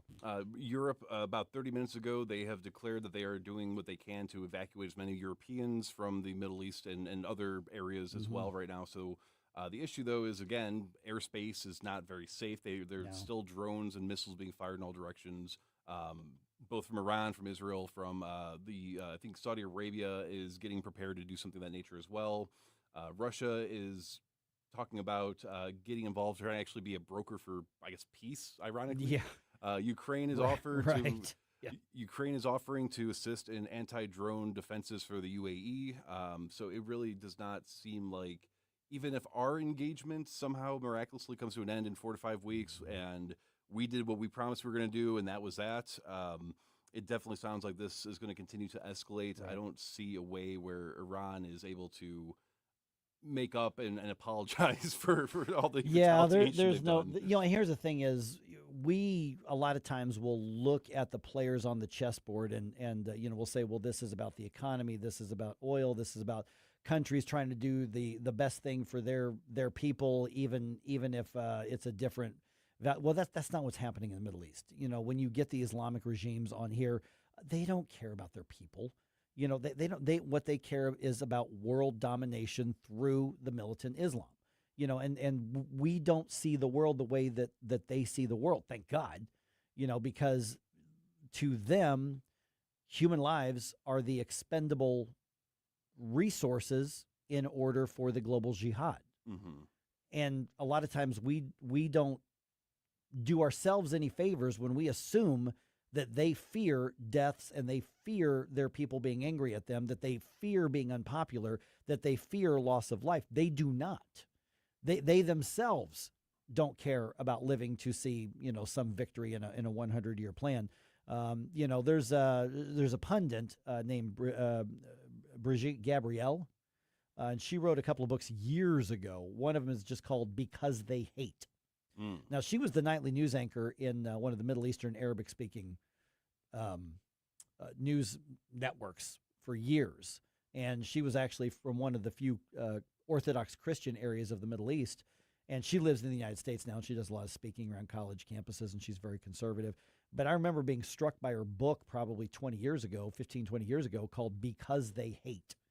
And it goes to the underlying thing that so many Americans, and particularly the academics, want to forget, because they want to look at, well, what are the economic factors? What are they, and you just forget that there is a massive difference in value structures and value formation. And frankly, the militant Islam is just incompatible with Western civilization. Absolutely. And right now, we're seeing that in full display, I think, because we do see quite a few chants and cheers of "Thank you, America, for helping us." But I can't obviously pronounce the pronunciation of this because I don't speak Iranian.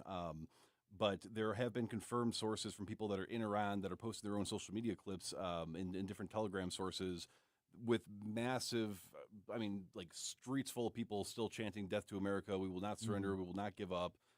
So it does not sound as if everybody's going to be on board, and that's how we see. We've seen civil wars break out over this stuff in the past. Also, this morning, China is basically demanding safe passage in the Strait of Hormuz for their shipments, saying that. Obviously, they're quote unquote urging all parties to immediately cease fire, but they're also adamant that they're going to get their oil shipments through there safely. And I would not put it past China, who has a history of, at the very least, being very good at cyber warfare. Another quest for world domination. Yes, and I would not put it past them if something happens to any of their stuff that they're going to release the dragon, so to speak. So yeah, and you look at the cyber aspect of this. We tend to think that the Middle Eastern military and the Middle Eastern forces are a bunch of uneducated guys in caves living with goats. And I'm sure that there are some cannon fodder for that or some of that, but don't underestimate that they know how to do cyber as well. They know how to do something. Now, are they as good at it as we are, as China's? No, of course not. China is very, very good at it. And I've thought for a long time that if there's any sort of other mass attack on the U.S. from a foreign entity, that it would probably come in the form of something cyber, and targeting something like critical infrastructure, targeting something, that would cripple a country, economically, utilities, water, electricity, air, flights, traffic control, things like that. I think those are the tactics when we worry more about conventional tactics of things that go boom. And there may be some of that as well, but understand that this is a whole new world from where we were just a generation ago. And then 23 minutes ago, it was reported that the Dow dropped 880 points in a massive stock sell-off. That's actually the equivalent of 1.8% of the market cap has dropped. In the S&P 500, it's 1.6, and the NASDAQ is also 1.8% down. Which means this might be a good buying opportunity. Yeah, so this might be a really good buying. That's coming back up. That's just people getting scared. So millennials out there, this might be our chance to own something. But that's that happens when major world events shock things. Is that sort of thing happens? I'm not that worried about that. But it is interesting as well because a lot of the casualties outside of Iran that I'm seeing being reported are quite a few of them are migrant workers that are working on these oil refineries in these areas, and so I can't imagine it as well. Some of these countries that have their migrants over there doing these contract jobs are not going to be upset about this as well. So we might see quite a few big players on the world stage getting involved here by the end of the week. We'll have updates for you throughout the week, and how things look tomorrow is probably going to be very different than how they're looking at this moment.